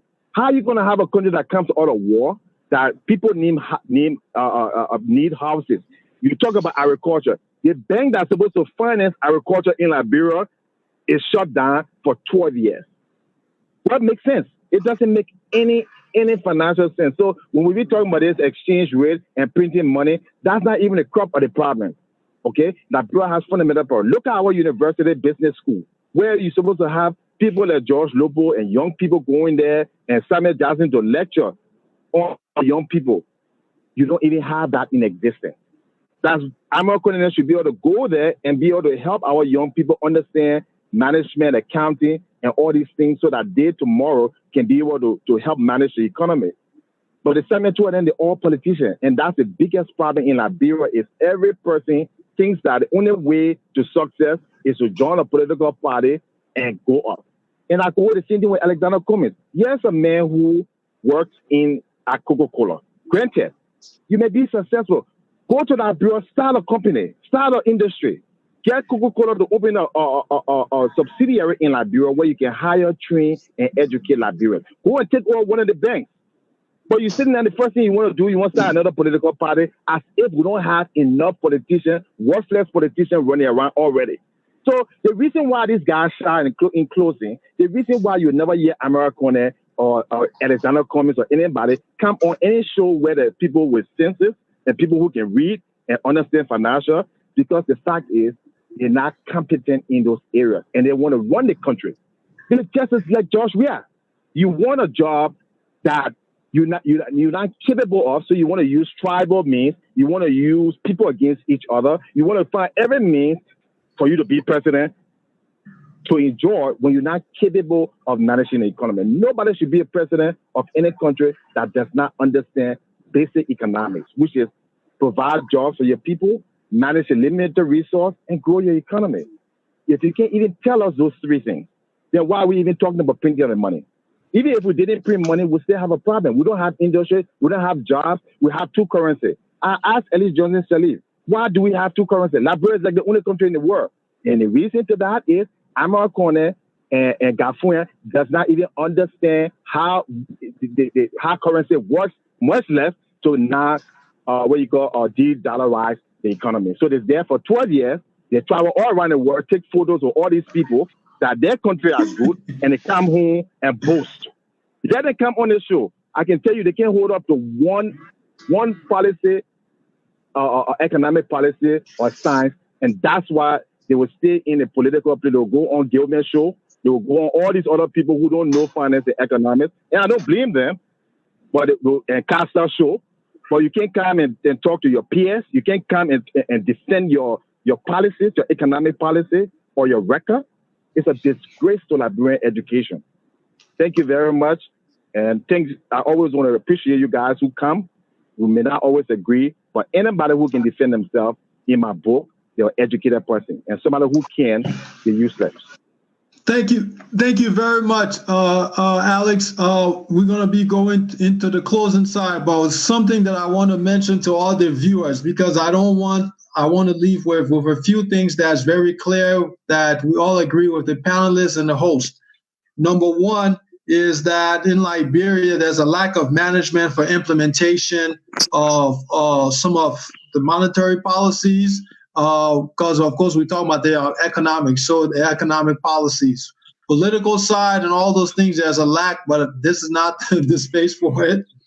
The other thing is that we all agree that you shouldn't print the money right now because it's very tough for us to trust that the government will work on some of those other things that needs to be put in place before the money is infused. There's there's not enough trust that the government would do those things first.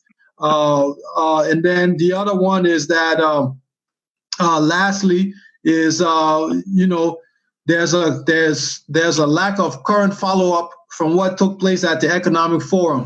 We don't know where that is, what track, some of the recommendations, if it's being worked on or not. We don't know if they are being worked on or not. Maybe they are, but it's not being communicated. We're also going to continue. Next week will just be on solutions, only solutions. We won't. We want the folks that are listening. We want the folks that are on here. Please focus on solutions. We know that some of our speakers have mentioned unity parties. Some of our speakers have mentioned the CDC parties. Nobody mentioned two-way party because we're the best. But long story short, let's focus on the possible solutions and let's talk about this. Alex, it was very candid, some of your remarks, and I think that they hold a lot of weight. So, George, we want to go to you for your closing remark. You have 3 minutes, and then after that, we'll go to Samuel Jackson for your closing remarks, and then I will let Dennis wrap us up with what we can look forward to in the next coming days and next Saturday. Thank you. George? First and foremost, I want to say thanks to all of you guys. Alex, Sam. Sammy and I don't always agree. He will tell you. We can go back and forth. Yeah, he knows that. So it is normal, but I like this type of conversation. I told you I don't like a friend who always tell me, say, my man, you're right. Every time I do, you say I'm right. I think Alex says something which is important. I've always said that there's a need for us to take time as a society. Let those who believe that they understand what is happening come and talk about it. Because it's possible. You might have some ideas. I could add to it. Alex could subtract from it. Someone doesn't could add to it. So why not come and talk about it? If you believe you have this great idea, you know what needs to be done. These are the forums you should come to. This is one of the reasons why I always challenge and I said, I remember Alex said, I don't think you'll come back on Saturday, but yeah, I am on Saturday. So, I'm glad to be here among you guys. I admire the conversation. It's because, to me, it's about the interest of our country. I want people with the expertise, people with the knowledge, people who can come and make their points and give us reason why their idea makes sense. That is what I like. Those are the conversations I like to partake in. And that is why I made it my duty to be here today. But to our population, to our society as a whole, the problem is not just in the government, because the government is made out of people within the country. Liberians are not ready. We continue to elect people to misrepresent us. We put people in policy-making positions that should not be there. I always have this famous saying, you cannot continue to elect homeboys but expect to see Shanghai. It don't work like that, folks. The Ghana that is moving, because Ghana have a legislature that understand that when the president gets out of line, they hold him accountable. For you don't. You elect lawmakers who go there to work in the interests of the president. So these things, so we as a society have to take responsibility. At the end of the day, we all understand the problem. And I like the fact that we are beginning to talk about some of the solutions. Not one idea will solve it all, but small will make big. George bring his, Dennis bring his, William bring his, Alex bring his, and Samuel Jackson add his to it. Together we'll make it big. For me, it is about making Liberia big. I want to say thanks to all of you who tuned in today. Those of you who took up time, you could have been doing something different. But in the interest of Liberia and some of you who are interested in learning, I want to say thank you very much. To our other young brothers and sisters who are out there, the way to government, the way to public service, it's not because you can stand to somebody headquarters and shout. No, that's not it. That's not what public service is. Public service is where experienced, educated, competent people come to give to their country. Only in Liberia, where the incompetent, inexperienced, uneducated go to take away from the government. That's not public service. I don't know if we got a definition outside that in Liberia. If we're going to make progress, we need to address these things. We need to begin to look for people who know what needs to be done. We need to vote for people because they have the ability to perform, not based on sentiment or some party affiliation. Until we can address these problems, folks, we got a long way down the road. And I hope you understand, it is your future. It is your tomorrow that these guys are playing with. So I want to say thanks to those of you who came here. Hopefully you left from here with something today. Thanks to Focus on Liberia or the crew. Thanks for having me. I look forward to another invitation if they don't expel me. You know why you got, listen, Lobo, you got extended invitation on the Business and Economic Forum. You are welcome anytime. And I can say, if you keep on this track, you probably will become one of the best finance ministers in Liberia. But, you know, I can say it's all about sharing your ideas, being challenged, you know, by people who sometimes even better than you. And that's how, you know, you get better at something. And so I always, you're a big fan of mine. And you welcome like any Liberian who wants to discuss finance. They're all welcome here. No, there's no hierarchy here. There's no party here. Just come and give the Liberian people something to improve their lives. And thank you for coming. You earn my respect one more time. Thank you. George. Let me maybe Sammy come and talk about me. Sam, you're on next, but I want to say something. Alex, George had a question for you that we would take up on the next Saturday because we get that. So Samuel, go ahead. Well, first of all, I have two very important people watching this show today. My son-in-law, who's a history teacher, and my daughter was an attorney. Typically, they don't normally watch me, but I want to say a shout out to Kimé Jackson, attorney at law, Snellville, Georgia, was watching me, and my son-in-law, who's a history teacher, and a Morehouse man, and my daughter is an AKA, so we do the finger like this, okay? Thank you. And can I say to your family? No, I'm very Sam, can I say to your family one thing? Can I just say something to your family who's watching? In my opinion, you are one of the best Liberian economists, and they should be proud of you. You're one of the most passionate, and you love the field of economics and finance. And you're smart, but you get big mouth too much. You're smart, but you get big mouth. Listen. I love youth, okay? I love youth because youth is the future and is the foundation of any country. If you notice me, I don't hang out with my equals. I hang out with younger people, okay? And all of my life, that's how it's been. And it is a youth, guys like you are, 30s, 40s, 50s, you know. Most of you guys are in your 40s, okay? That's the I ain't there yet, Sammy. Don't put me there. I ain't there yet. You're not in your 40s? I ain't even close. Okay, but that is not disrespectful, man. Something, man. Because you see, the thing is, when opportunity meets preparation, that's what lacking in Liberia. People force opportunity, like my friend Alex Tutu Jones said, because it is the politics that get them into the position. 99% of them have never worked in corporate America, never worked as a bank teller anywhere in the world. These are the people that are making financial decisions for 5 million people. And then when you say to them, let's put together a team, it's always politicized. If you look at the person that's running the Port of Monrovia, he doesn't have any experience in managing a port or managing any business, you know, of any size, okay?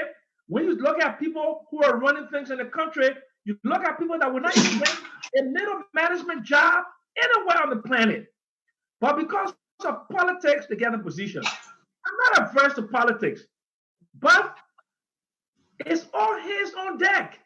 Liberia is facing critical challenges today. We don't need to be fighting each other. George, you and I, we don't hate each other. I mean, I like your passion. You're very studious. You always into some research. You do it. I love that. That's how you learn. And that's how you go to the fire. You think I got to be this way to write a 600-page book because I just came from school and I just started to write a book? It took me almost at my age, before almost 70 years old, before I wrote a book. And I wrote a book not for me. My book, the central thesis of that book is rich land, poor country. Why are we poor? In the richest land on the planet, arable land, 350 miles of coastline, and the human capital is there in Liberia and in the diaspora. I can name 5 economists right now that can support Liberia's development. Look at Oman Ilyas Silibi. Ilyas Silibi runs Premier Milling Company, the flour mill there. He was the World Bank manager under Jerry Rawlings in Ghana. Then you got our friend Samuel Thompson, was executive vice president, Senate Bank in La Cote d'Ivoire. Then you got David Vinton, former central bank governor. Then you got Mr. John Bestman there. Then you have other young sharp people in there. I got they're young men, guys, they're from Princeton, Harvard. Okay, they're trying to do things. You got Anthony Sayes, Anthony Sayes, Seren Kabar, Anthony Sayes. I'm talking about people in the country. What is the name of the board that do the palm kind of business, man? What the palm kind of business board name? You know, the board that do the palm kind of oil, right? Yeah, then you have Jenny Melly, Cooper. So look, my dream has never been to be in government. You know, since Chancellor left in 2003, I remember my dream is to run a $1 billion hedge fund in Liberia. That's my dream. If they fix the country enough, when we get a sovereign credit rating, when we can integrate Liberia financial structure into the global economy, I will bring $1 billion to the country because I've been writing prospectuses for all the time. You understand?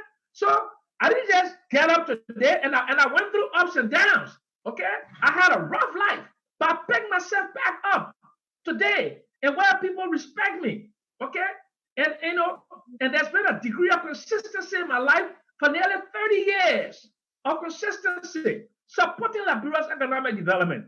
And I just want to reach out to George Weah, want to reach out to Samuel Twe, want to reach out to McGill, want to reach out to everybody, the Henry Costa, the Mo Ali, and everybody.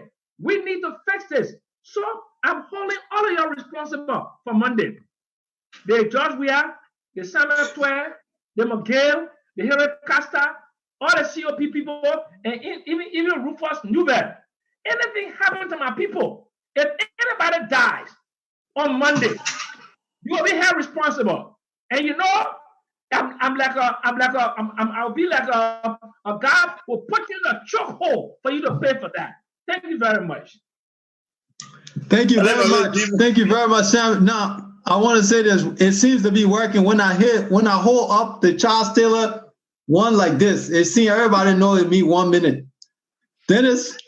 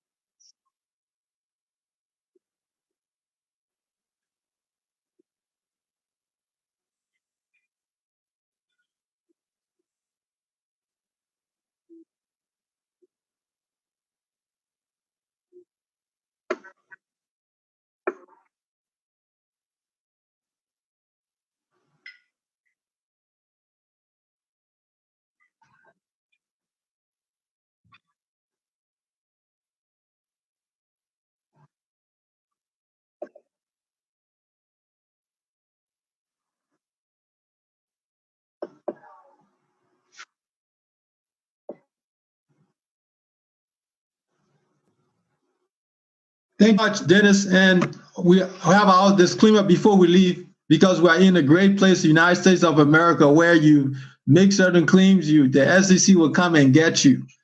So the content is for informational purpose only. You should not construe any such information or other material as legal, tax, investment, financial, or other advice. Nothing contained on our site or media constitutes a solicitation, recommendation, endorsement, or offer by Focus of Liberia, any third-party service provider, to buy or sell any securities or other financial instrument in this or in any other jurisdiction in which such solicitation or offer would be unlawful under the securities laws of such jurisdiction. Thank you very much to everyone. George, the song, I'm sorry, but Dennis got you beat on some of the best songs we ever have to close us out. Thank you so much. We are until next week. Bye-bye. Liberia people.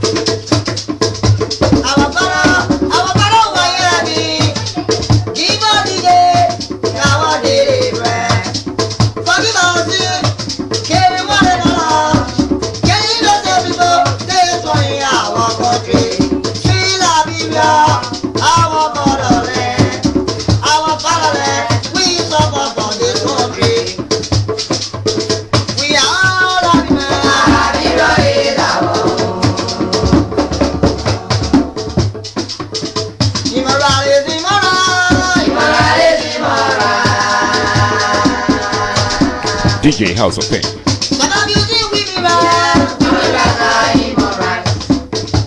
Yes, I like this one.